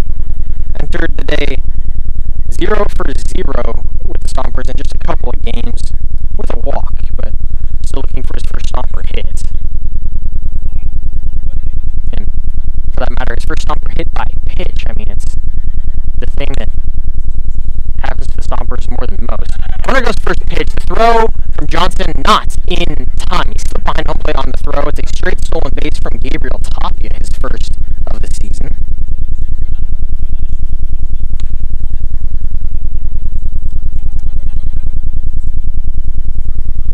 Now runner in scoring position with 1 gone in the 5th.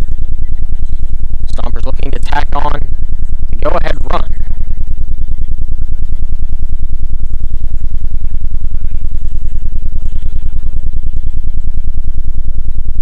Pitch map will be taken inside.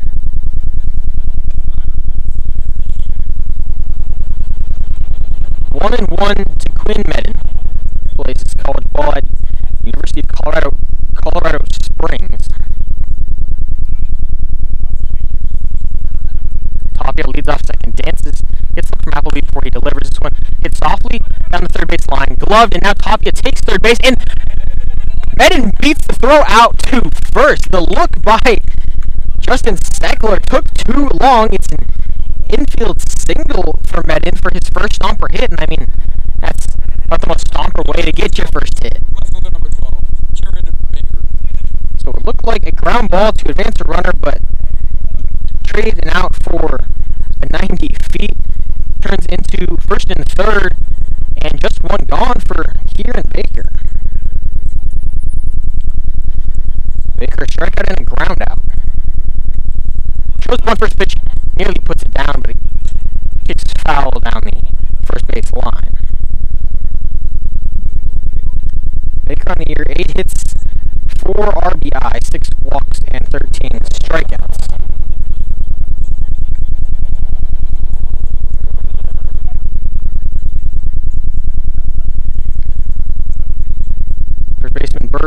on the runner. Third baseman Seckler on the grass, middle infield at double play depth. Bunt showed, but taken as the pitch misses outside, 1-1.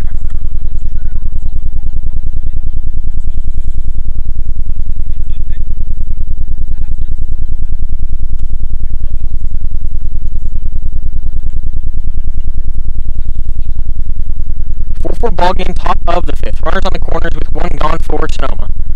Kieran Baker at the plate. Appleby comes set, throws, bunt not put down. It rolls foul now. 1-2 to Baker. And the bunt sign surely off.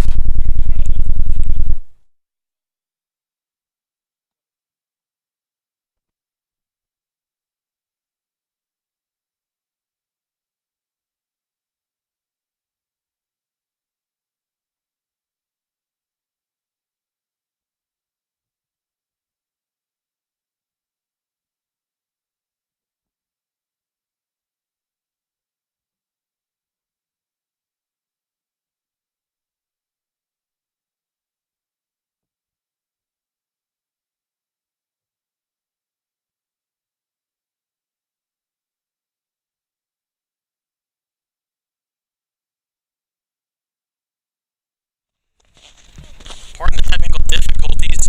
Kieran Baker strikes out, but Quinn Madden steals the second base. Two gone for the top of the order. It's Cam Hegeman.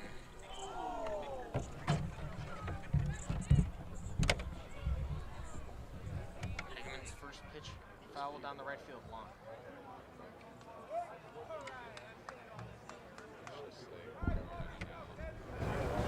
So a pair of singles sandwiched by a pair of strikeouts in the inning. 2 on and 2 out. Pitch cut on is missed by Hegeman. Now behind the 0-2.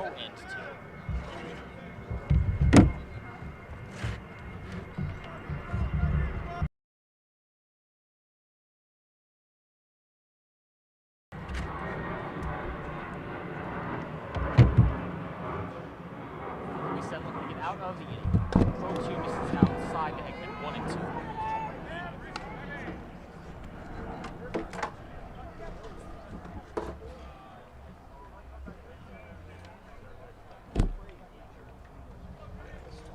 Tapia off third, Medden off second. 1-2 to Hegeman, hit hard down the right field line, just foul.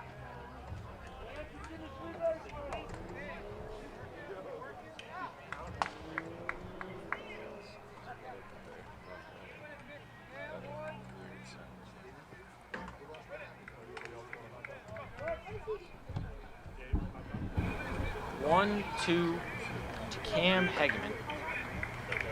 Looking for his 4th and 5th RBI of the season. Cut on and missed. Strike 3 as Appleby strikes out the side. And we'll head to the bottom of the 5th. It's 3-3 between the Stompers and the Seagulls here from San Bruno.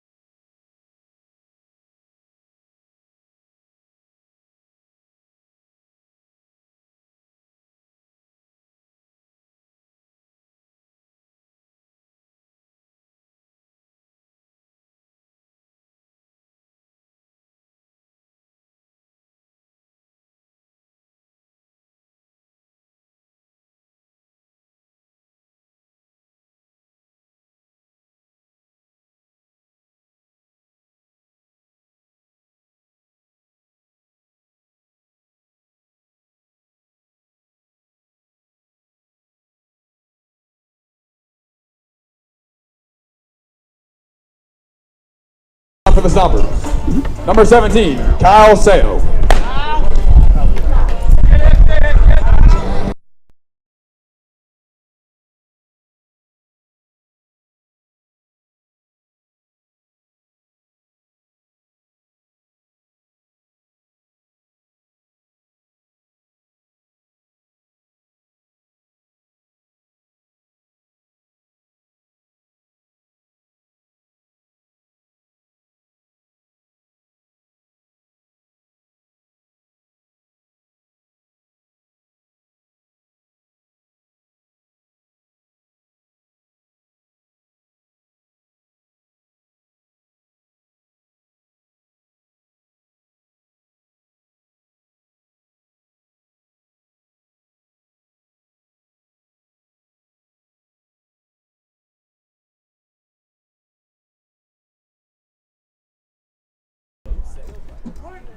Seagulls bat in the bottom of the 5th after escaping a 2nd and 3rd 1-out situation in the top half.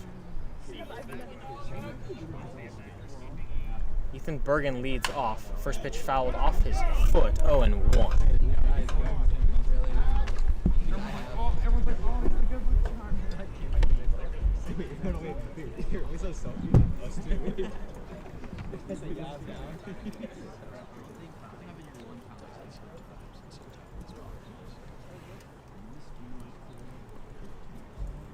And we'll take a moment for Ethan Bergen here.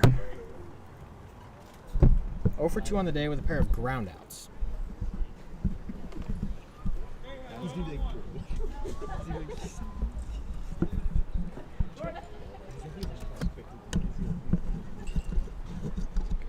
Now Kyle Sale on to pitch in relief of his brother Ryan. Delivers high to even the count at 1-1.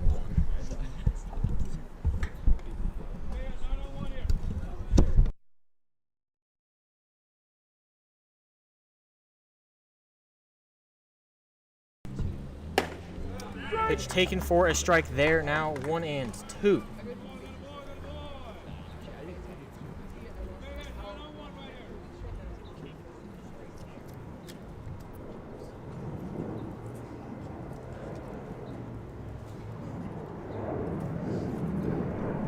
One-two hit hard right at second baseman Silkin, who fields throws in time to get the out at first base. Now batting for the Seagulls. First.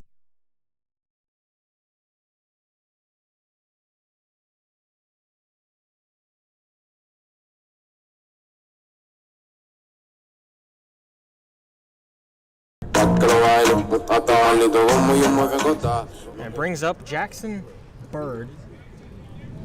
A pop out and a double. First pitch cut on and missed. Fastball from Kyle Sale blew it past.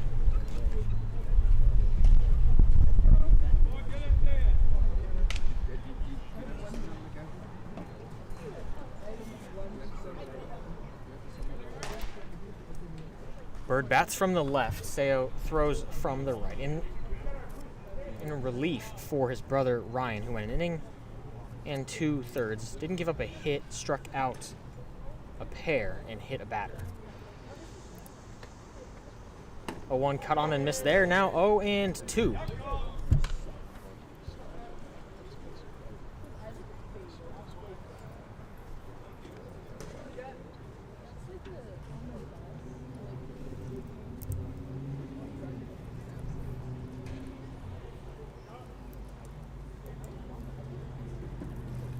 And the 0-2 swing and a miss, strike 3, dropped by Sepulveda. He'll throw it down to first base in time to Lazul. It's a strikeout, the first for Kyle Seo. Now batting for the Seagulls. 3 put out. Left fielder number 36. 2 up, 2 down in the 5th. Waldvogel!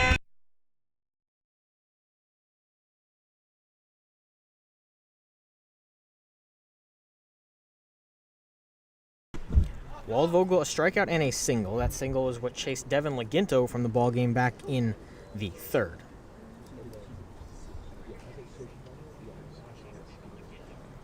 First pitch from Calceo is swung on and missed. Blew a fastball by him there.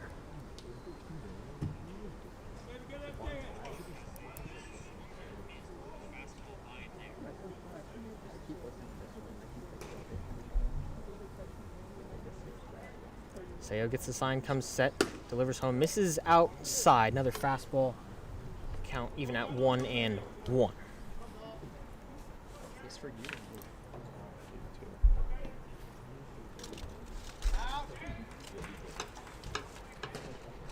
One from Seo. Hits him on the elbow guard. He'll get a free pass there, and it's a runner aboard via the hit by pitch for the second Now consecutive inning. batting for the Seagulls, third baseman number 51, Justin Seckler. Justin Seckler with runner on in 2 outs.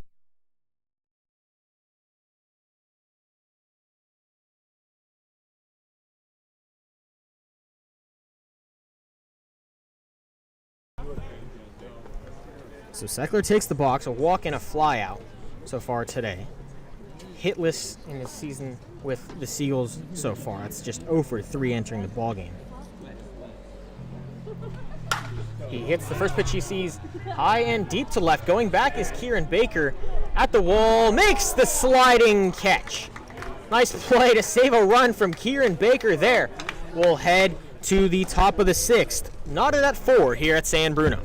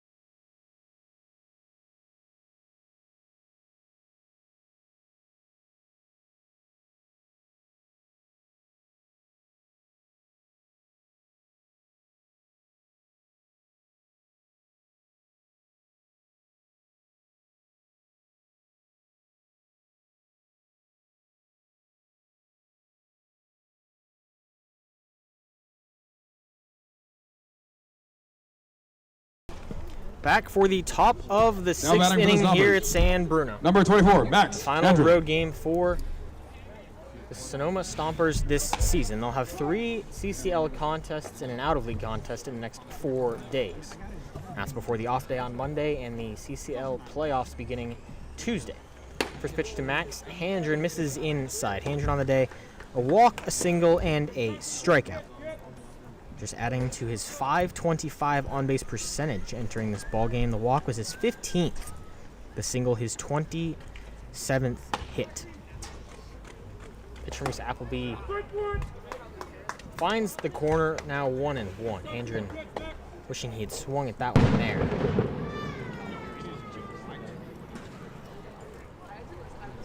Appleby from the right, Handren from the left.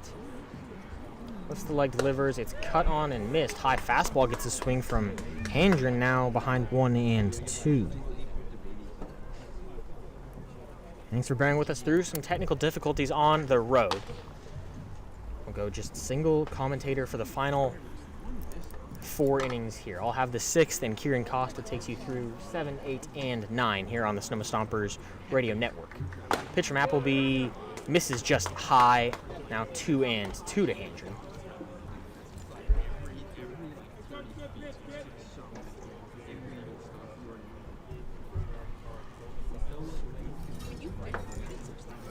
Appleby gets his sign. Delivers home, called strike 3 to Max Handren, and he knew it. Appleby entered the ball game last inning. He put a pair of Stompers on. They each singled and stole a base. Left runners on second and third after striking out the side. That was Sepulveda to lead off the inning. Kieran Baker and Cam Hegeman to end it. And strikes out his now third consecutive, and Max Handren brings up Kyle Olympia. Fielder's choice, a double, and a 2-3 ground out. First pitch fouled back over home plate.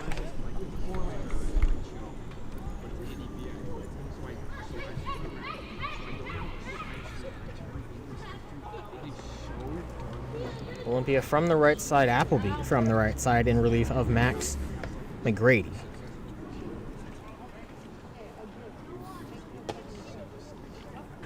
Second pitch, in the dirt outside, 1-1 the count.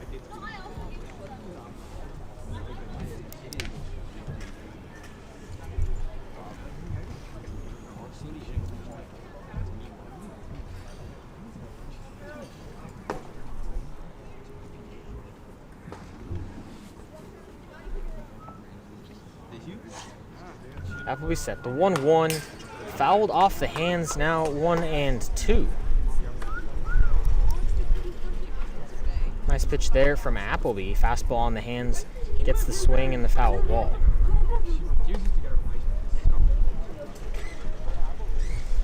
Tied at 4 here in the 6th. The Stompers looking to clinch a CCL North playoff berth.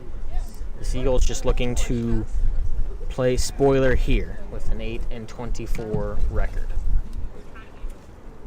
1-2 fouled back over the Stompers dugout. It misses Paul Lazul, which is good news for the Stompers, as Paul Lazul had hit a foul ball that hit Xander Silken on deck earlier in this one. That was in the first inning.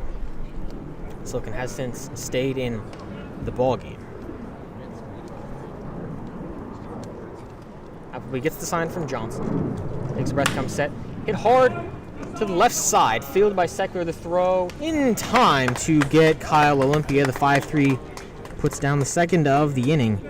And it's bases empty, 2 gone for Paul Lazul, who's walked twice and grounded out. He scored on his first walk. That was in the third inning. The walk's his 20th and 21st of the season.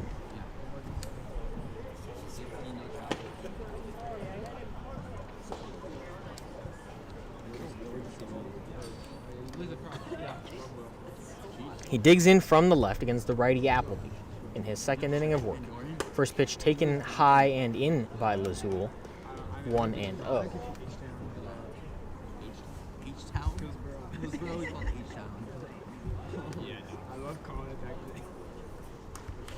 There's movement in the Stomper bullpen.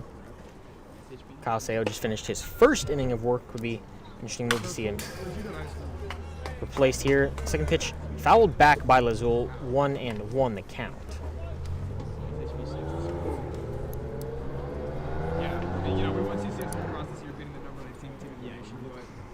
Stompers have left 9 runners on through 5 innings, looking to get some traffic aboard and score to retake the lead here.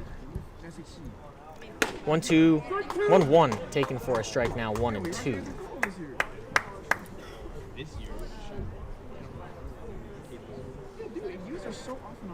Lazul, 31 strikeouts on the year. That nears the Stomper lead. 1-2, hits softly into left field. It'll get down for a 2-out single. That one in front of Waldvogel. Lazul takes an aggressive turn, but holds up at first. That was a good pitch from Reese Appleby. A fastball in on the hands, just flared into left. Now batting for the Lazul got just enough of it to send it Xander Silken into the outfield grass and bring up Xander Silken. A pair walks himself and a ground out.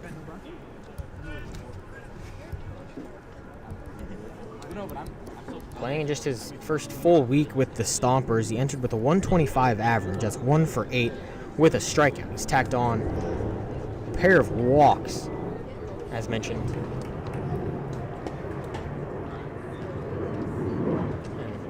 got a delay in play here. Eric Thompson with some dirt in his eye after that one. So we'll take a moment here. Mark Caligvia, the Seagulls manager, going to check on him. And some eye drops from the Seagulls dugout here.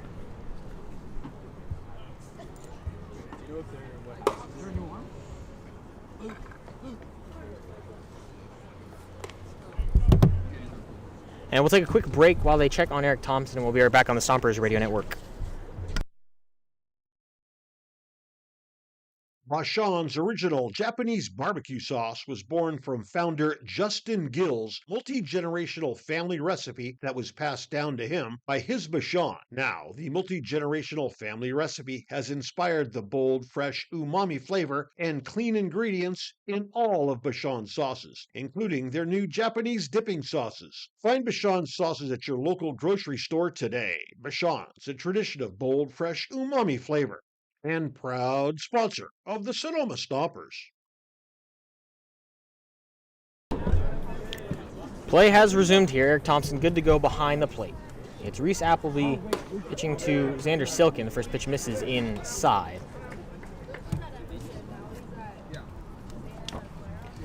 Runner on with 2 outs. That's Paul Lazul off first base after a flare single to left. Appleby comes set, takes a look at Lazul. The pitch misses outside. They pick back to first base, but not in time to get Lazul. I love Ben. Ben PC. Now 1-1 to Xander Silkin.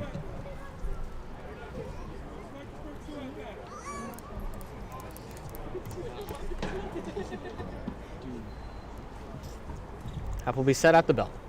The delivery chopped up the middle. Victorian fields it on a nice pick. The throw to first in time to get Silkin. 6-3 ends the inning. A runner aboard on a hit by Paul Lazul, but he's left at first base. We'll head to the bottom of the 6th on the Sonoma Stompers Radio Network.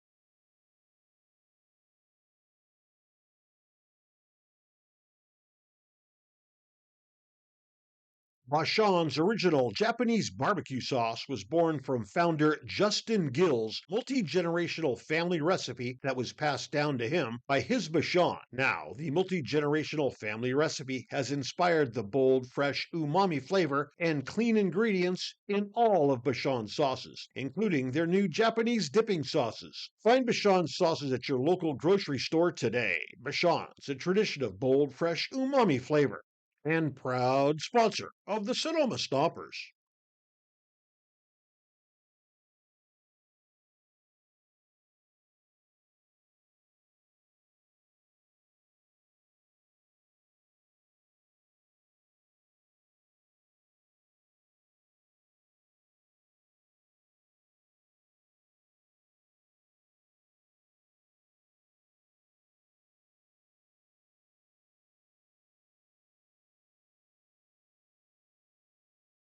Micah Marquez on to pitch the 6th for Sonoma. In 7 appearances, he's thrown 13 and a third innings. Hitter number 35, given up 1 run, 2 walks. Struck out 11.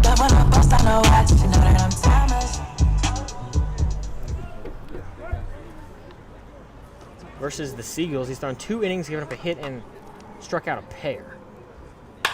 First pitch hit hard to the shortstop Olympia, who field throws in time to get the 9-hole Joseph Prito and roll the order over to the top in Mac Galvin.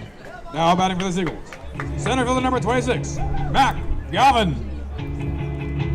Galvin, a late addition to the lineup after Josh Hansen was scratched. He's doubled and been hit by a pitch. He also flew out to right on a diving play from Quinn Medin that saved a couple of runs in the second.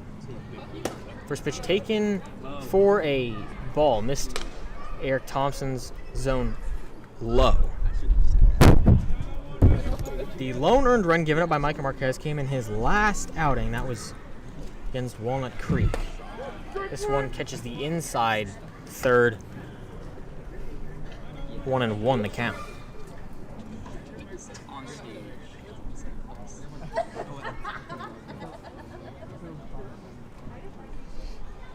Tied at 4 in the bottom of the 6th. Marquez comes set, delivers. It's hit hard into medium deep right center field.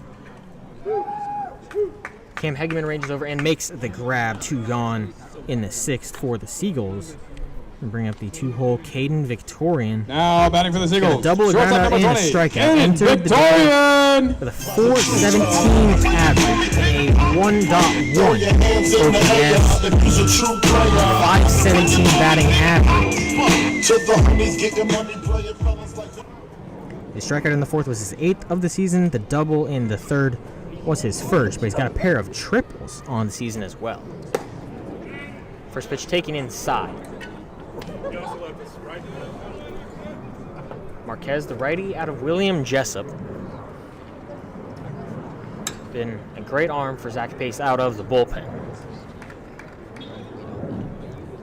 Oh yeah, good miss, Mike. Good Off speed misses inside now, 2-0. Sporting a bright red glove, signature piece of Micah Marquez.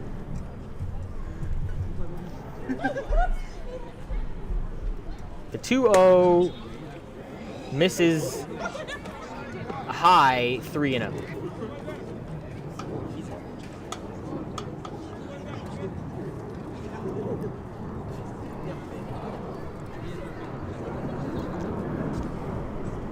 Three from Marquez, inside 4-pitch walk to Caden Victorian. That's his 5th of the season, and it puts a runner on with 2 outs.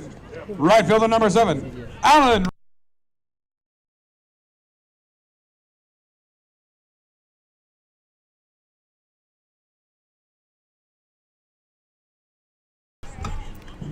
Alan Ramirez digs in with 2 gone and a runner on first here in the bottom of the 6th. He's reached on an error, a double, and he's struck out. Takes first pitch called strike by Micah Marquez. Caden Victorian leads off first base after the walk. He's got a pair of stolen bases on the year.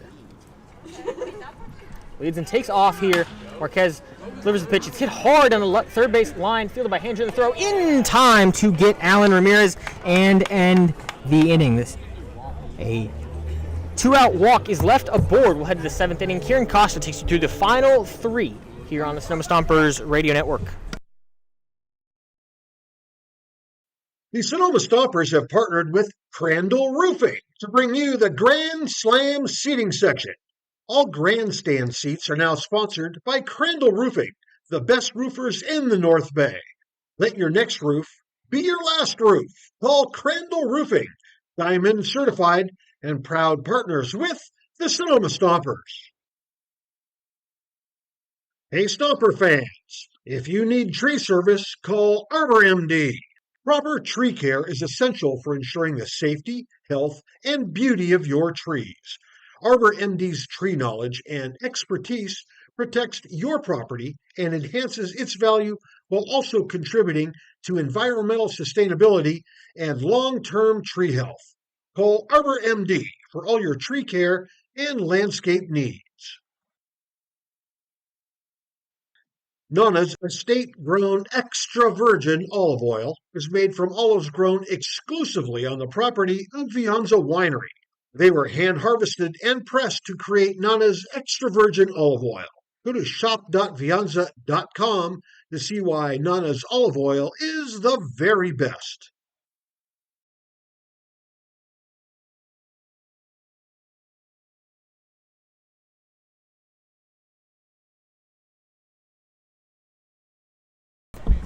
Top of inning number 7, the Stompers and the Seagulls level at 4.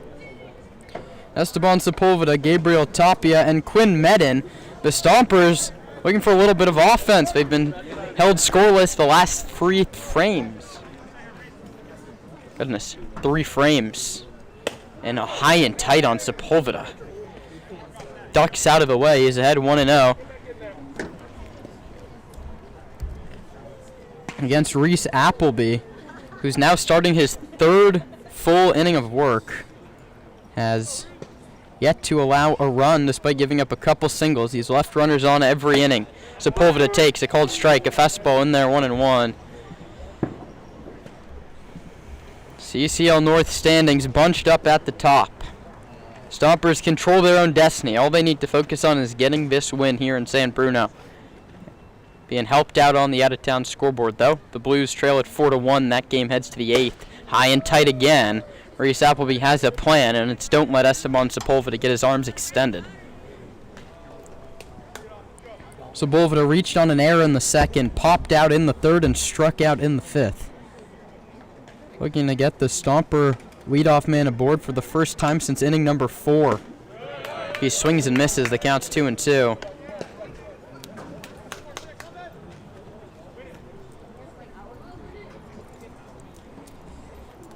Sepulveda and Appleby 2-2. There's been up and down action in both bullpens. Marquezville looks like he'll get a 2nd frame for Sonoma. The question is, what will the score be? That one's low outside, and the count runs full. Tie ball game. Sepulveda leads off the 7th. Stompers and the Seagulls 4 runs apiece. Sonoma 1 in the 2nd, 3 in the 3rd. The goals answered right away with a 4 spot against Devin Laginto in that 3rd inning. The teams have exchanged 3 consecutive zeros since then. Sepulveda awaits a 3-2, lines it into left. Coming on is Waldvogel, and it drops for a hit. Nice piece of hitting. Leadoff man aboard for the Stompers, and a much-needed go-ahead run is out at first base. Now batting for the Stompers. Designated hitter. Gabriel Tapia, who picked up his first Stomper hit and his first 2 Stomper RBIs in the 3rd inning. Sonoma hasn't scored since that point. Sepulveda at first base, a very short lead held by Jackson Bird. San Francisco, 2nd baseman, shaded way off the bag. It's not double play depth. First pitch, called strike, inside corner to Tapia, left-handed hitter who plays at Sonoma State.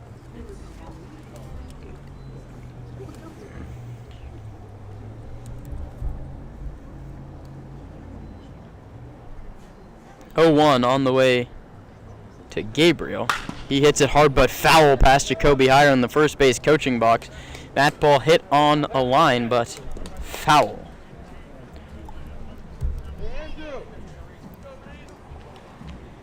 Alameda and Walnut Creek both sit 2.5 games behind Sonoma, chasing down the top of the CCL North. Just one of those teams that look like is going to make the playoffs. They're deadlocked at 2, heading to the 9th inning in the East Bay. Pitch to Tapia. Here's a high chopper to its second. Going to be a tough play for anybody. The throw goes to first base in time. No. Catcher's interference. Everybody is safe. Maybe that's the break the Stompers needed.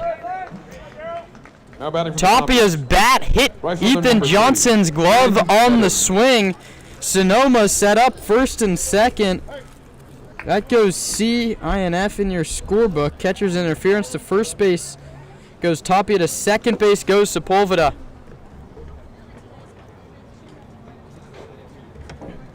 And instead of runner at second with just 1 out, it's first and second, nobody out. Quinn Medin has grounded out. That drove in a run in the second. He flew out to center, and then he's also singled. That was an infield single. Infield draws. Well, just Jackson Bird is in at first base. Medin tries to bunt, pulls it back, and it's called a ball. We're playing against the bunt, something where you wouldn't be shocked if Medin did. Gabriel Tapia dropped down a successful bunt in the second inning. Medin on Sunday tried to bunt. He wound up popping it back to the pitcher, and Ben Sebastiani was caught back off first base for a double play. Medin still bunting, gets it down right in front of the plate, and it's a beauty. Nice play by the second baseman, Bergen, to do his job and cover. Ethan Johnson gets the out. That one goes 2-4. Successful sack bunt. Second and third for Sonoma with just one out. And Kieran Baker's up in a huge spot. Second and third, one out. Tied ball game in the seventh. And that's going to bring Mark Caviglia, the manager, out to the hill. This might be the day for Reese Appleby. And if it is, it's been a very strong performance in the middle innings from Reese. Or maybe it's more of a strategy session out on the hill. The whole infield joins him out on the mound. I don't think you go to the bullpen here. I think you discuss your infield in play. Second and third for Sonoma. 4-4 ball game, top 7.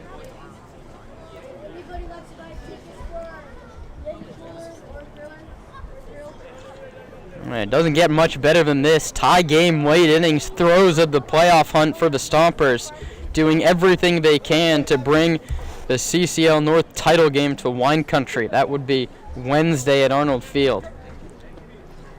Stompers, if it comes down to it, are 4 wins away from that happening and earning a bye through that CCL wildcard game that they played in last season. Second and third, infield drawn in with one out in the seventh. The pitch, Baker fouls it back to the screen. Baker 0 for 3, struck out twice. Struck out against Appleby. Baker, right-handed hitter out of the College of San Mateo. Seen the batting average drop below the Mendoza line, looking for a big hit here. He's behind in the count, 0-2.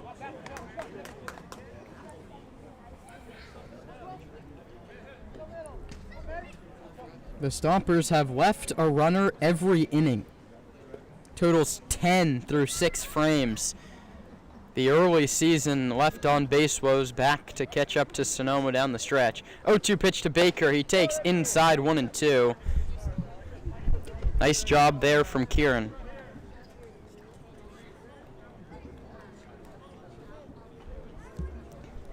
Stompers 4, Seagulls 4.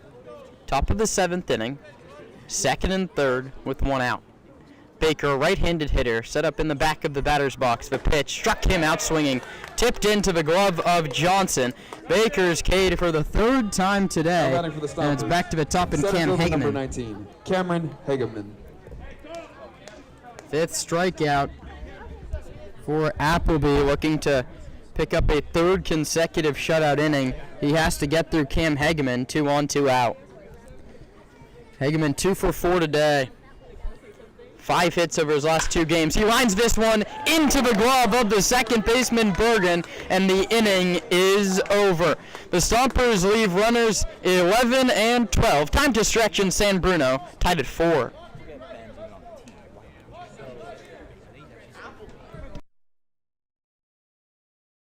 The Sonoma Stompers are tail wagging happy to have partnered with Pets Lifeline.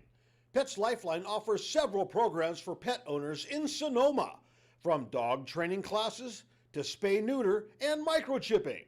Pets Lifeline also has a trap, neuter, and return feral cat program, as well as resources to help with rehoming a pet. Pets Lifeline is here to support pet owners in keeping their pets healthy and happy. Pets Lifeline is also hosting Bark in the Park on July 28th, so you can bring your pet to a Stompers game. Pets Lifeline and the Sonoma Stompers, proud partners. The Sonoma Stompers are proud to have teamed up with Park Point Health Clubs this season. Let Park Point's innovative fitness and lifestyle programs improve your quality of life through our Focus 30/30 nutrition and training program. Or take Pilates classes, learn kickboxing, get back on the bench with our weight training program. We have personal trainers and, check this out, we even have childcare to help you create the time to become the best you can be. Park Point Health Clubs are located in Santa Rosa, Healdsburg, and right here in Sonoma. Park Point Health Clubs and the Sonoma Stompers, proud partners.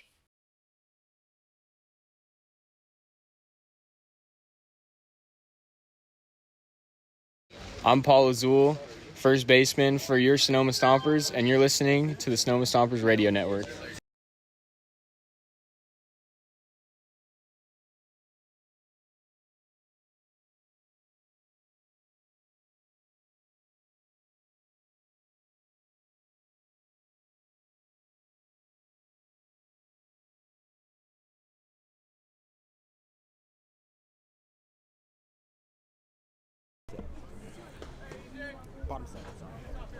Bottom of the 7th inning, it'll be Ethan Bergen who, well, beg your pardon, Ethan Johnson and then Ethan Bergen. First pitch misses. Marquez induced a fly ball, a couple of ground balls to work around a walk in the 6th. He's back out for the 7th against Johnson, Bergen, and Bird. 1-0 in there, 1-1.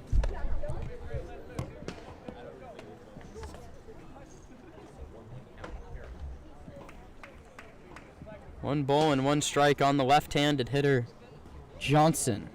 Doubled and scored in the 3rd. He's 1 for 3. He bounces this one fair inside the right field line. Medin goes over to cut it off. It's all the way into the corner.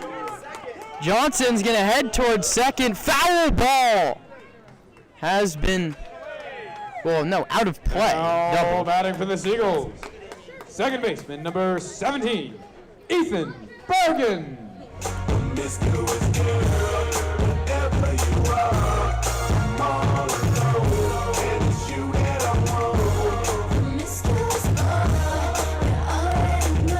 So Johnson picks up his 2nd double. He represents the go-ahead run in the 7th. And out to the mound goes Sepulveda. Micah Marquez has his work cut out for him, trying to keep this ball game level. Ethan Bergen, Jackson Bird, Derek Waldvogel. There's an arm up for Sonoma. So Sepulveda goes back behind the plate. Zach Pace has a question for Eric Thompson. Bergen's 0 for 3. He's grounded out to the second baseman, the third baseman, and the shortstop.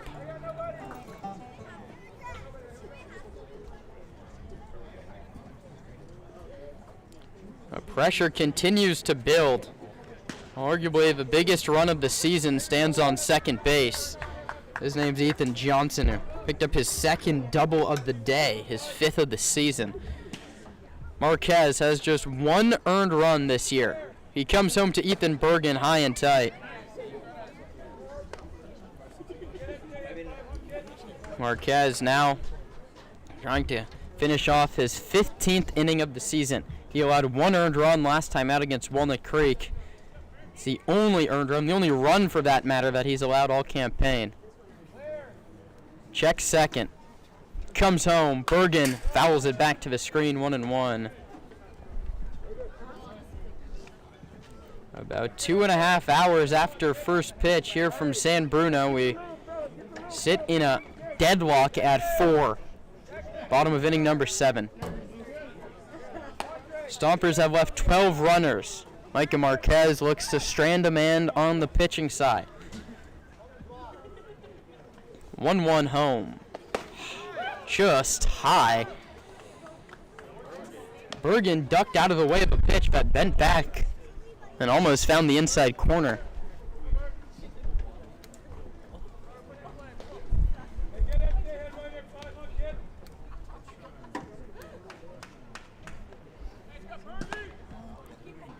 (2-1). Marquez looking to battle back. Comes home. Bounce to third. Handren takes a step back. Fields the hop. Throws to first. And to third base goes Johnson. So a productive ground ball from Bergen, 5-3 the putout. And now Micah Marquez needs a strikeout. First baseman number 32, Jackson Bird.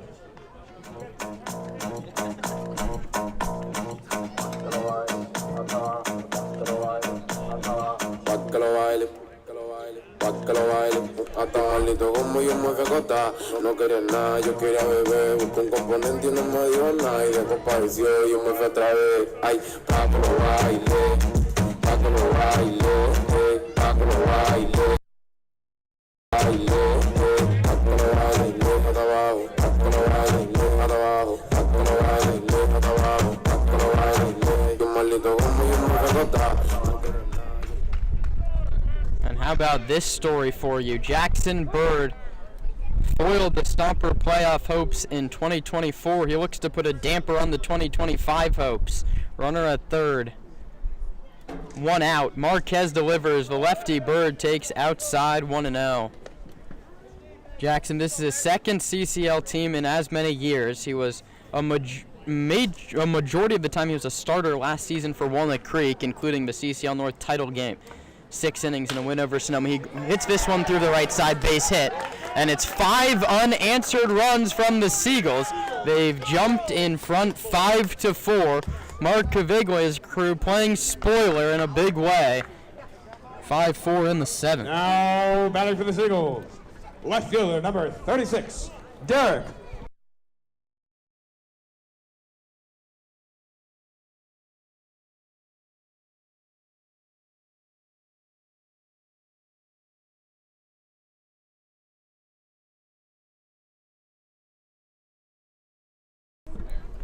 So Micah Marquez allows his second earned run of the season, and it comes at an inopportune time.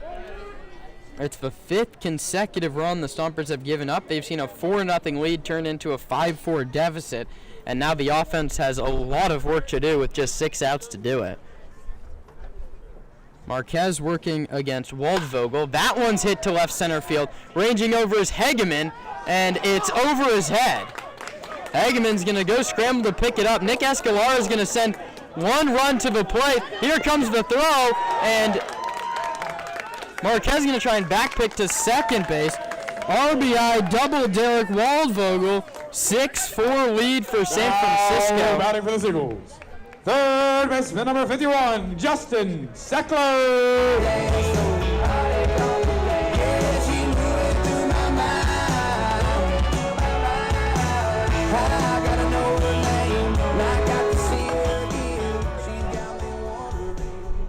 That'll bring Zach Pace to the mound. He'll take the ball from Micah Marquez and will step aside.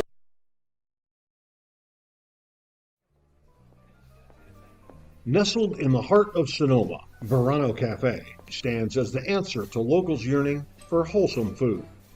Opened by Veronica Perez and Carlos Rubio, this cozy diner is nestled conveniently at the crossroads of Highway 12 and Verano Avenue. At Verano Cafe, breakfast, lunch, and dinner are experiences crafted with love and local ingredients. Each dish is a symphony of taste. But Verano Cafe isn't just about breakfast. Their lunch menu features favorites like fish and chips and classic French dishes catering to all tastes. Dinner includes house-made pasta dishes and elegant entrees.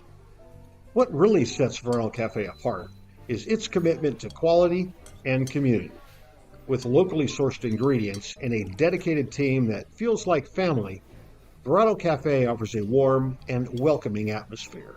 Whether you're a Sonoma local or a visitor, Verano Cafe promises to elevate your dining experience. Join us today and become a part of the Verano Cafe family. Verano Cafe, located at the crossroads of Highway 12 and Verano Avenue in Sonoma.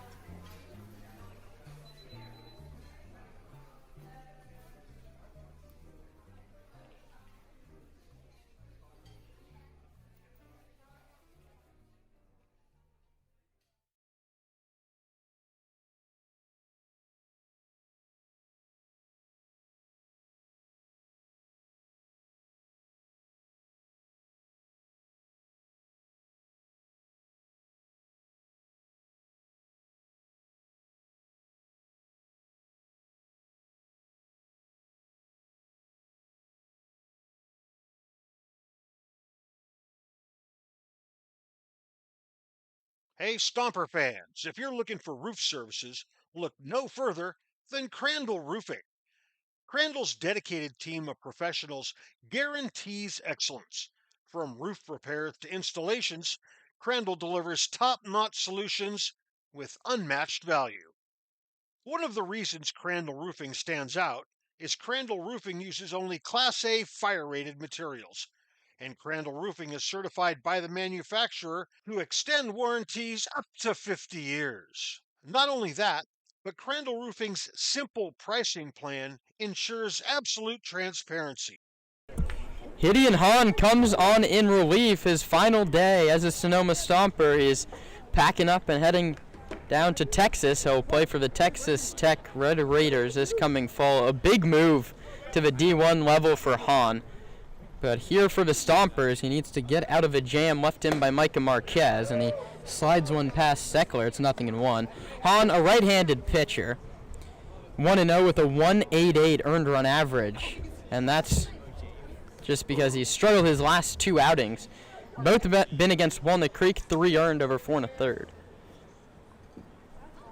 He comes home low, 1-1, and there's questions to be asked about Kyle Say only getting 1 inning, Micah Marquez being the guy to get that 2nd inning. It all goes wrong here in the 7th. The Stompers, who haven't scored since the 3rd inning, are going to have to get some runs. They trail at 6-4. That one's fell back. So Hahn's ahead of Seckler, ball and 2 strikes.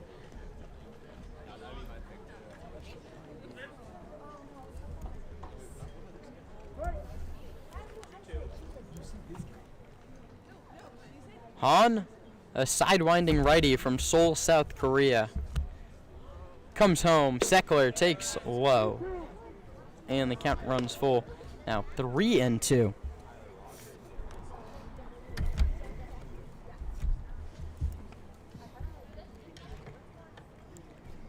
On 13 strikeouts, just 5 walks. This one's popped up center field right at Hegeman. He can't find it in the lights, and it drops over his head. Everybody's running. To third base comes Seckler. The throw's cut off. Triple for Justin Seckler. A third run comes in to score. Hitter number 35, Joseph Prieto.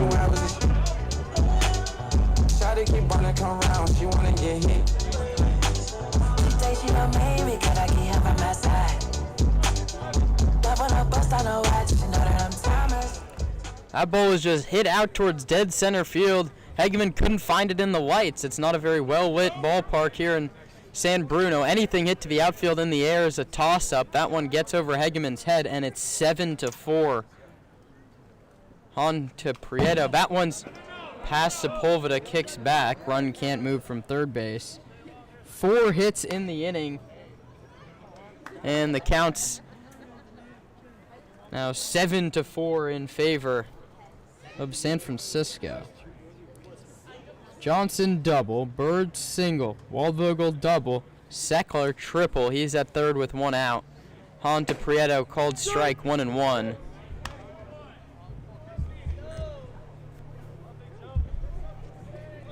And this one, if the Stompers can't mount a large comeback in the last 2 innings, would be quite the gut punch down the stretch.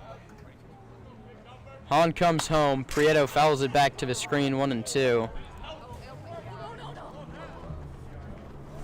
Hahn's job is to keep that runner at third base and keep this a 3-run game. The biggest issue that Sonoma now faces is they've left a runner on every inning, and they haven't scored since the 3rd. Prieto checks his swing. The appeal to first, no swing, says Andrew Bernius. First time we've really said Bernius' name. You might remember him from ejecting Zach Pace just 7 pitches into a ball game earlier this year.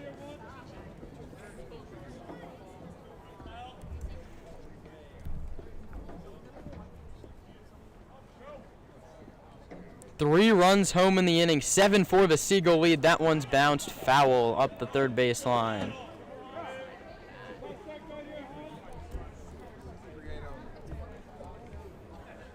Prieto, a right-handed hitter. 1 for 3 on the day. The day is done for Micah Marquez. 3 hits, 3 earned over 1.1 innings. Hahn in desperate need of a strikeout of the 9-hitter Prieto. Right on right. Hahn comes home. Struck him out swinging. That's the slider from Hahn from that drop down righty onslaught. Center fielder number 26, Mac Galvin. That brings up Mac Galvin.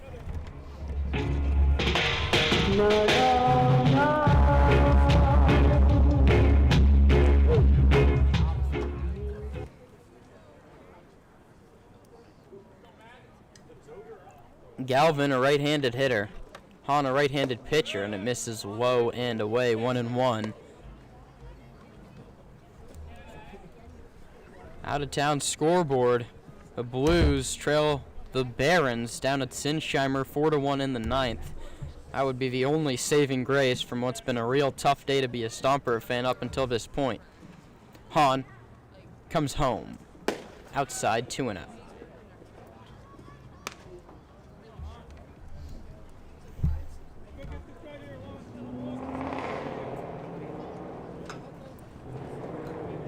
Runner at third, that's Seckler. He sent an RBI triple over Hegeman's head, a ball that he lost in the lights. The pitch here is bounced foul first base side. The fog starts to roll in here in San Bruno. And the home fans, means nothing to them. They're enjoying a 7-4 lead.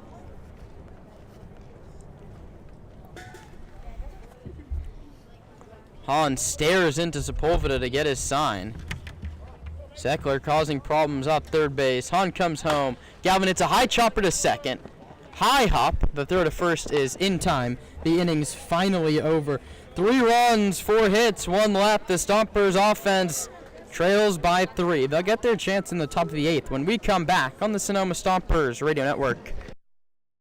Flybird Margarita is our new and delicious cocktail that's ready to go, no bartender needed. Flybird Margarita is crafted in Mexico with 100% Mexican agave wine and all-natural flavors. Whether you are in the mood for a classic Baja Lime or strawberry, Flybird has your margarita ready on the fly. Just twist open the bottle, pour over ice, and enjoy. Since it stays fresh for up to 2 weeks after opening, imagine all the places you'll be able to pour the perfect margarita. Taco Tuesday, backyard barbecue, cheering on your favorite team, or simply while basking in the sun all by yourself. Flybird ready-to-drink margaritas. It's margaritas on the fly.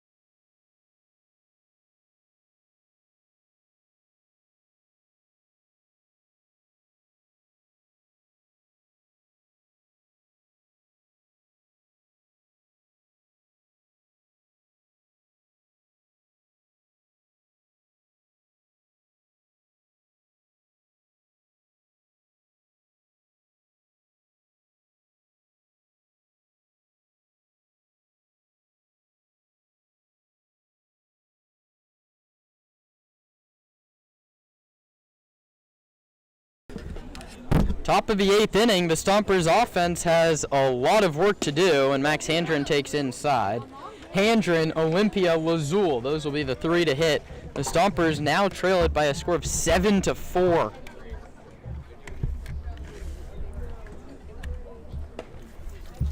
We can give you some playoff updates after the 1-0 to Handrens to the screen. 2-0. Appleby's pitch count continues to climb. He's now getting up near the 60 pitch mark. He threw 80 pitches just 48 hours ago. That was an out-of-league game against the South Bay Storm. He's now working with a 3-run cushion. He's behind the leadoff hitter, Handren, 2 balls and no strikes. That one misses high 3-0. Handren in the driver's seat. Stompers need base runners, although they've had base runners every single inning of the ball game. They've left 12 runners while just 4 have scored. They trail 7-4. The pitch, Handren takes 3-0, get me over 3-1. The Walnut Creek Crawdads have beaten the Alameda Merchants on the out-of-town scoreboard. Walnut Creek climbs to just 2 games behind Sonoma, 1.5 if results hold here in San Bruno. Appleby readying to deliver a 3-1 pitch to Handren. Here it is, and Max grounds it foul, 3-2.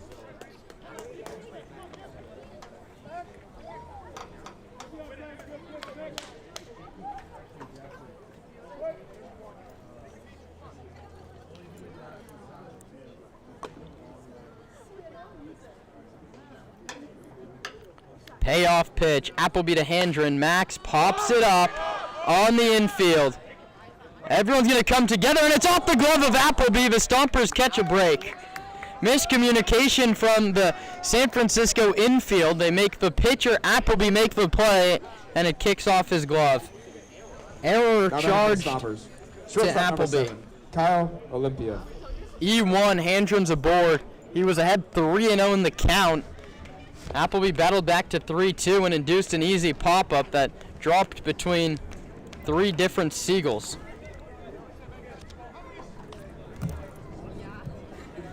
Handren short lead off first. Olympia, 1 for 4 on the day, digs in.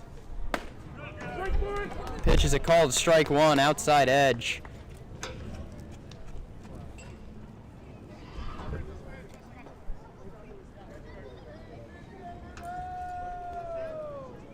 Appleby all by himself, nobody up behind him. And we wonder if that changes now that he has a lead. Olympia swings and misses, nothing in 2.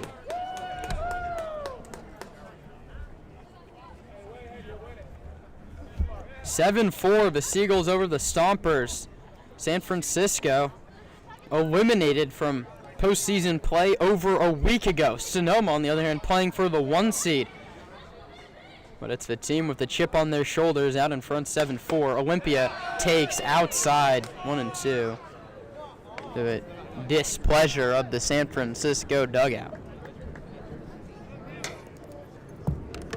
And Seagulls are 3-11 here at San Bruno Park. The Stompers have beaten them 14-0, 18-2 in their 2 trips out to San Francisco. But this time it's the Seagulls with the cushion. Olympia is called out on strikes on a pitch over the inside edge. Kyle not happy. Big first out and 6th strikeout for Reese Appleby. Now batting for the Stompers. First baseman number 45, Paul Lazul. That brings up Paul Lazul.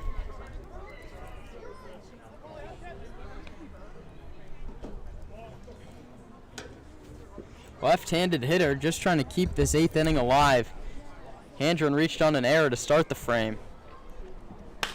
He sends this one to center field. Galvin has a beat on it, and he makes the running catch, coming towards home plate, 2 away. Now batting for the Stompers. Second baseman number 51, Xander Silken. That brings up the second baseman, Xander Silken.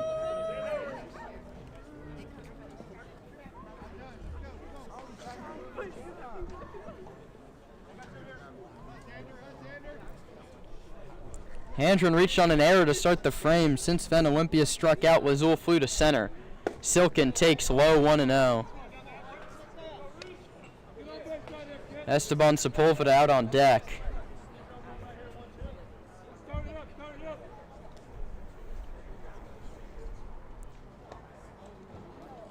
Appleby comes set and delivers. Low outside, 2-0.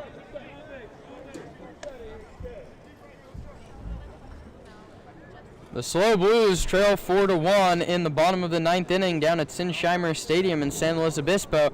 which would mean the Stompers still control their own destiny if they can't miraculously come back with 4 outs to play. 2 out of Silken, outside corner, 2-1. I don't think Silken agreed with that call.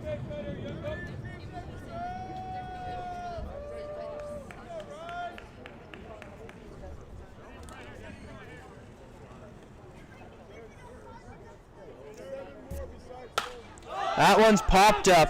Right field side. Going over is Ramirez. Going out is the first baseman, Bird. And it kicked off the glove of the first baseman in foul ground. A new lease on life for Xander Silken. And the lighting here at San Bruno Park is causing all sorts of issues. Hageman dropped a pop-up in center field. The catcher Appleby dropped a pop-up this inning. And Jackson Bird dropped that one in foul ground. Silken now needs to battle from 2 balls and 2 strikes. Handren still at first base. He got on with nobody out. Now there's 2. Pitch to Silken is bounced very weakly to third. Charging in is Seckler, and nobody will have a play. Infield singer Xander Silken, and that's what happens when you put the ball in play. You earn yourself a single. He's on base for the 3rd time. For the Stompers. And Esteban Sepulveda represents the tying run. Who's our hot dog batter, brought to you by AWC. Remember, if Sepulveda strikes out, it's half price hot dog for the next half inning. Big spot. Esteban Sepulveda tying run. 2-on, 2-out, 8th inning.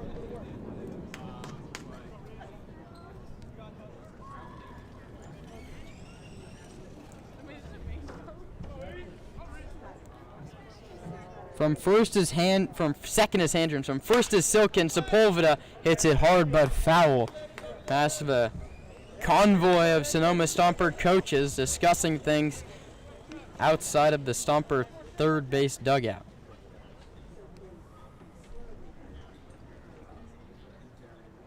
First and second. 2 outs. Sepulveda behind Appleby. No balls and 1 strike. Sepulveda swings and misses, nothing in 2.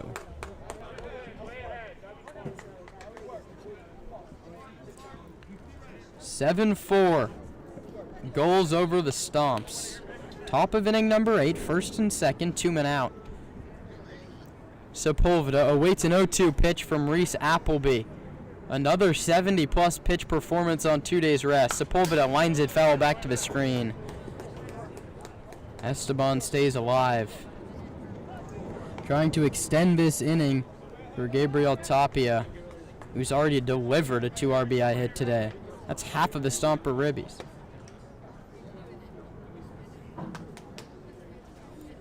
Sepulveda right on right. Reese Appleby looking to finish off his 4th inning of work and get the Seagulls ever so closer to playing spoiler here on a Wednesday evening. The pitch to Esteban Sepulveda, high and tight. That's the 3rd time Sepulveda's almost been hit in the head today. Scouting report must be nothing out over the plate to the Stomper backstop, who's headed to UC Riverside, transfer from Pepperdine. Handren's at second. He reached on an error. Silken's at first, an infield hit.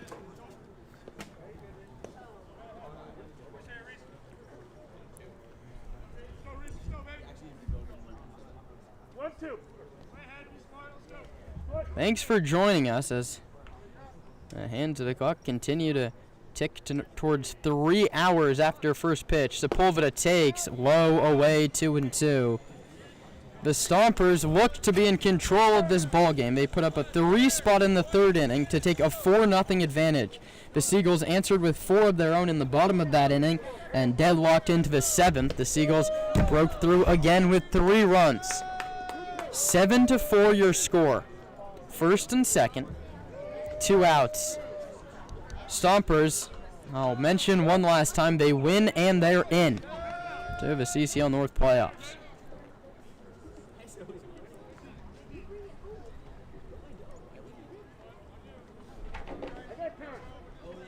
And time's called. Out to the mound goes Ethan Johnson.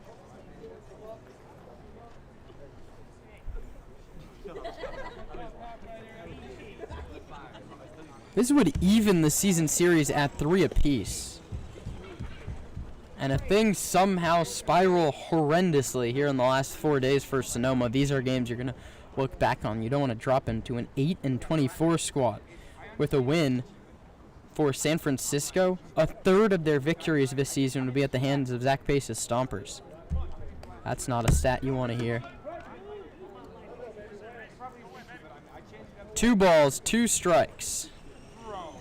2 outs, 2 on. Sepulveda sends this one high in the air. Shallow left. Waldvogel in, and Seckler, the third baseman, makes the catch. Stompers get a couple of runners on, but for the 8th consecutive inning, leave runners on base. We get to the last of the 8th. Sonoma trails at 7-4.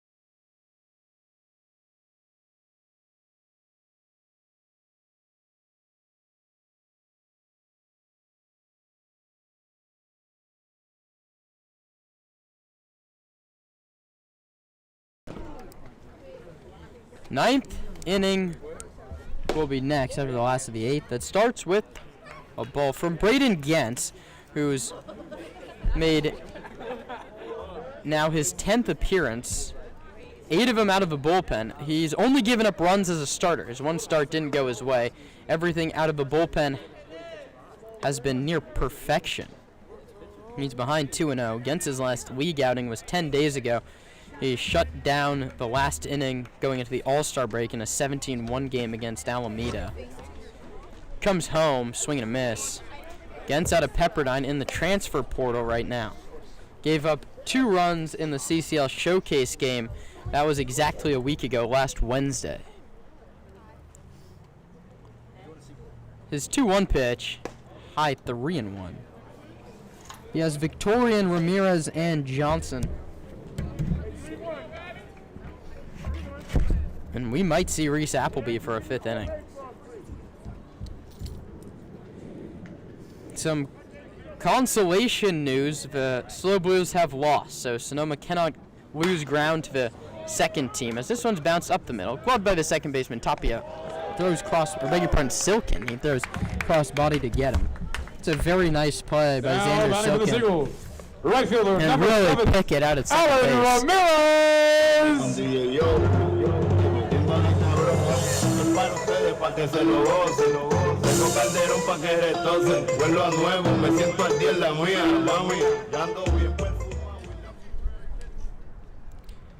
That brings up Alan Ramirez. 1 for 3, RBI double in the third. And Gens will have Sepulveda go through the signs again, and Esteban will go have a meeting with Braden out at the mound. Gens looking to change college. As he pitched last year at Pepperdine, still in the portal, getting looks from Stanford along with a handful of other schools.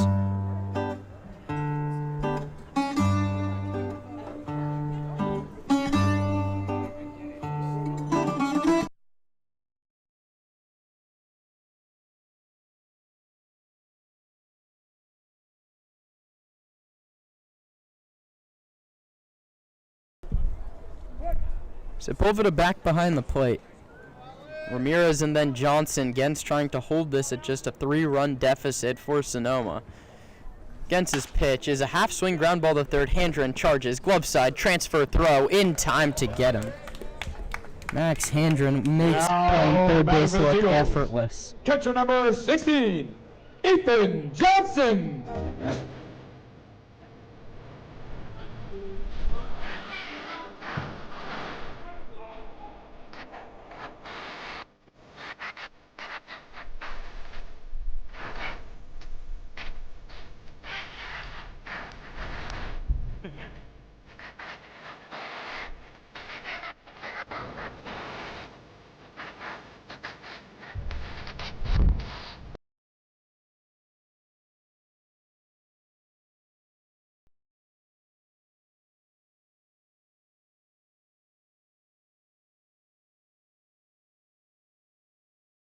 Mark Caviglia had a 30-second conversation with Ethan Johnson before he allows his left-handed catcher to dig in. We'll see what scouting report the Seagull manager gave his backstop. Johnson, left-handed hitter, open stance, takes a called strike one, fastball at the knees.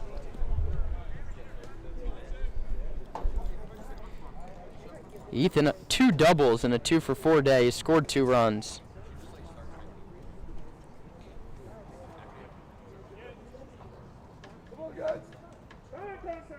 Time called. Gens took too long, and Johnson steps out.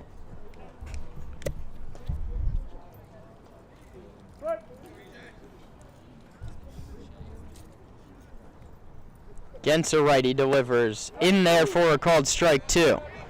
Maybe Mark Caviglia told him not to swing. He's watched the first 2 slide right through the heart of the plate. Gens a tall righty, 6'4", 215 pounds. 0-2 pitch. Misses 1-2. Fastball missed from Gens. And I like this decision from Zach Pace to throw Braden. He hasn't thrown twice in a week. His shortest turnaround was 3 days this season. You're going to have to think it's going to be less than that down the stretch run for Sonoma. Right on left, Gens to Johnson. 7-4 San Francisco in the 8th. The pitch struck him out swinging. Braden Gens mows down the Seagulls in order in the 8th. The Stompers need 3 at least in the 9th. Tapia, Medin, Baker when we come back on the Sonoma Stompers Radio Network.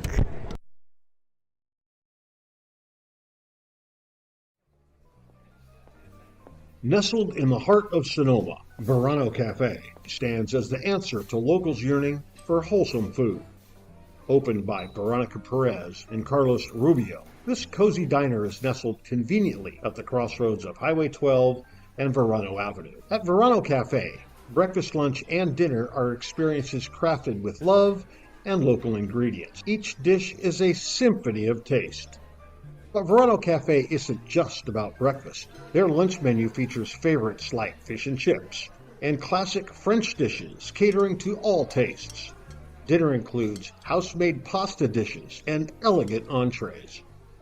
What really sets Verno Cafe apart is its commitment to quality and community. With locally sourced ingredients and a dedicated team that feels like family, Verano Cafe offers a warm and welcoming atmosphere. Whether you're a Sonoma local or a visitor, Verano Cafe promises to elevate your dining experience. Join us today and become a part of the Verano Cafe family.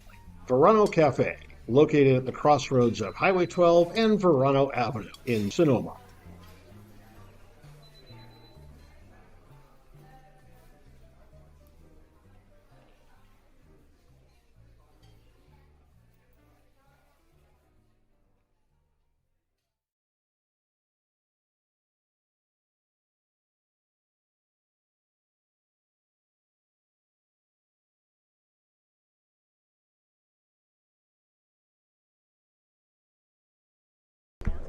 Mark Zhu, an outfielder, makes his first pitching appearance for the Seagulls in a big spot. 3-run game in the ninth.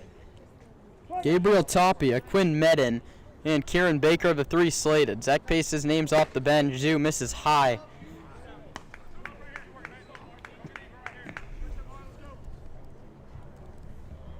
Mark Zhu, right-handed pitcher out of SFCC, and he fields a line drive hit right back at him, one away. Wow. So that closes the book on Reese Appleby. 4 innings, 5 hits, did not allow a run. He didn't walk anybody, and he struck out 6. How about that on just 1 day rest? Zhu pours it in there, nothing in 1.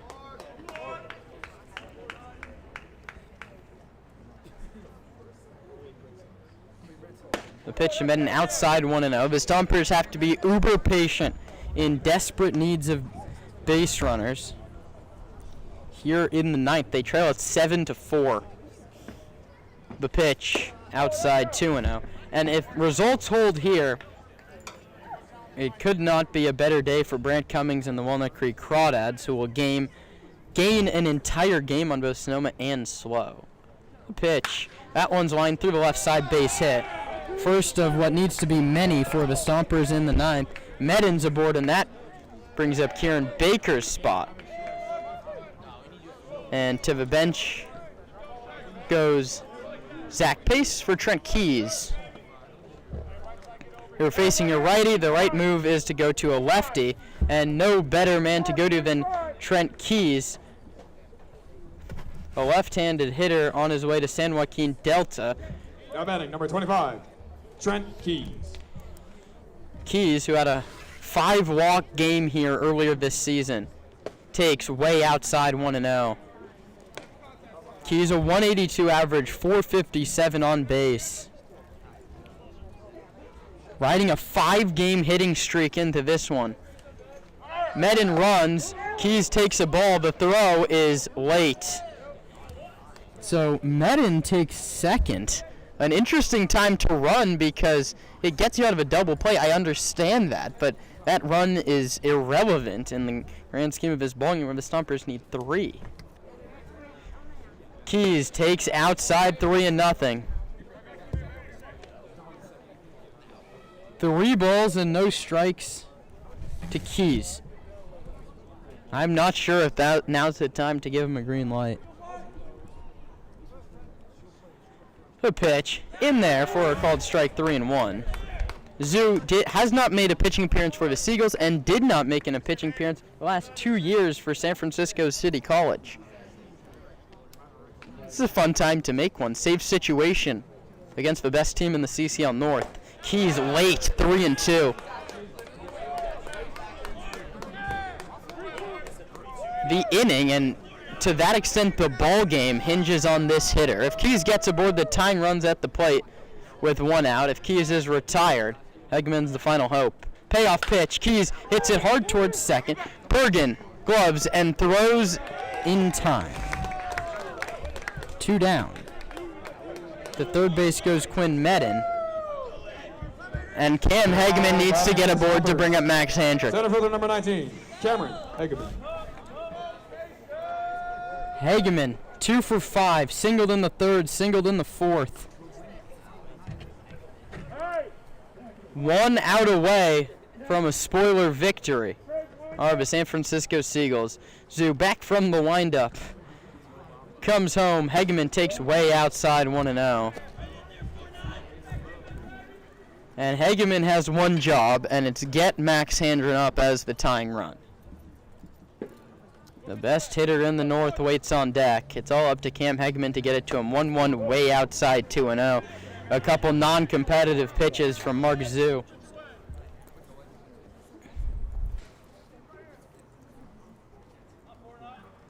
Stompers down to their final chance, and Hegeman takes upstairs. 3 balls and no strikes, and in no world can you let Mark Zoo back in this count.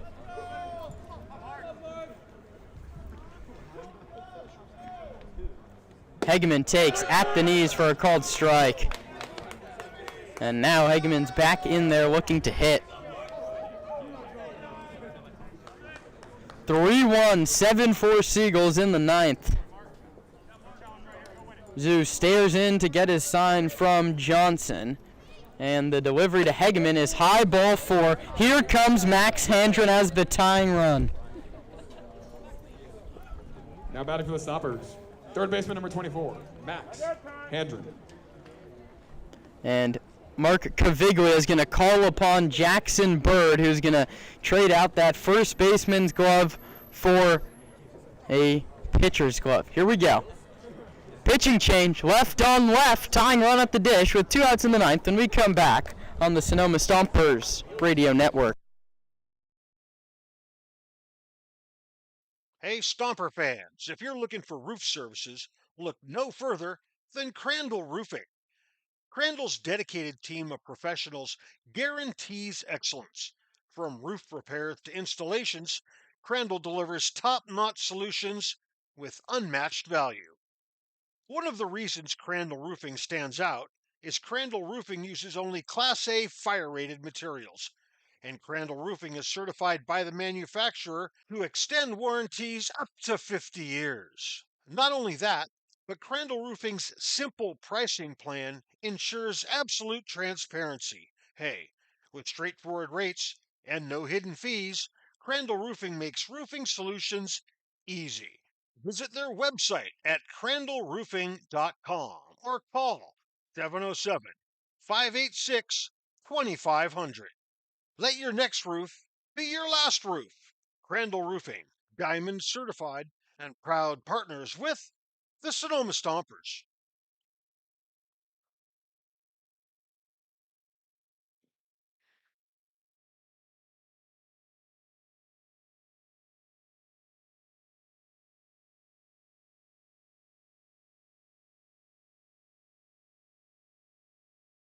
Flybird Margarita is our new and delicious cocktail that's ready to go, no bartender needed.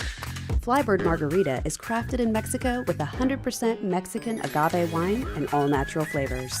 Whether you are in the mood for a classic Baja Lime or strawberry, Flybird has your margarita ready on the fly. Just twist open the bottle, pour over ice, and enjoy. Since it stays fresh for up to 2 weeks after opening, imagine all the places you'll be able to pour the perfect margarita.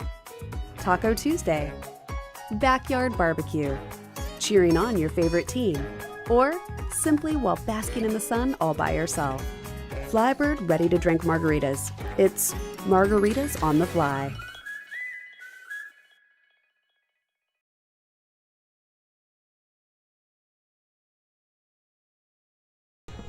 Jackson Bird, the former Crawdad, comes out of the bullpen. Him and Max Handren faced on July 31st, 2024 in the CCL North title game. That was between the Stompers and the Crawdads. Now he's coming out of the bullpen for the Seagulls almost a year later, looking to play spoiler for the Stompers. Handren takes inside 1-0. Bird started his season playing for the Lincoln Potters up in the Pacific Empire League. He's now looked to get some at-bats, and he's in to get the save. He faces the tying run, Max Handren. Runners at the corners with 2 outs, 7-4 the San Francisco lead. Bird a lefty to Handren a lefty, in there for a called strike, 1-1. In that North title game, Jackson Bird threw 6 innings of one-hit baseball and struck out 8 Stompers throwing 102 pitches. He faced Sonoma 2 other times last year. It is 1-1 to Handren. Max takes a called strike 2.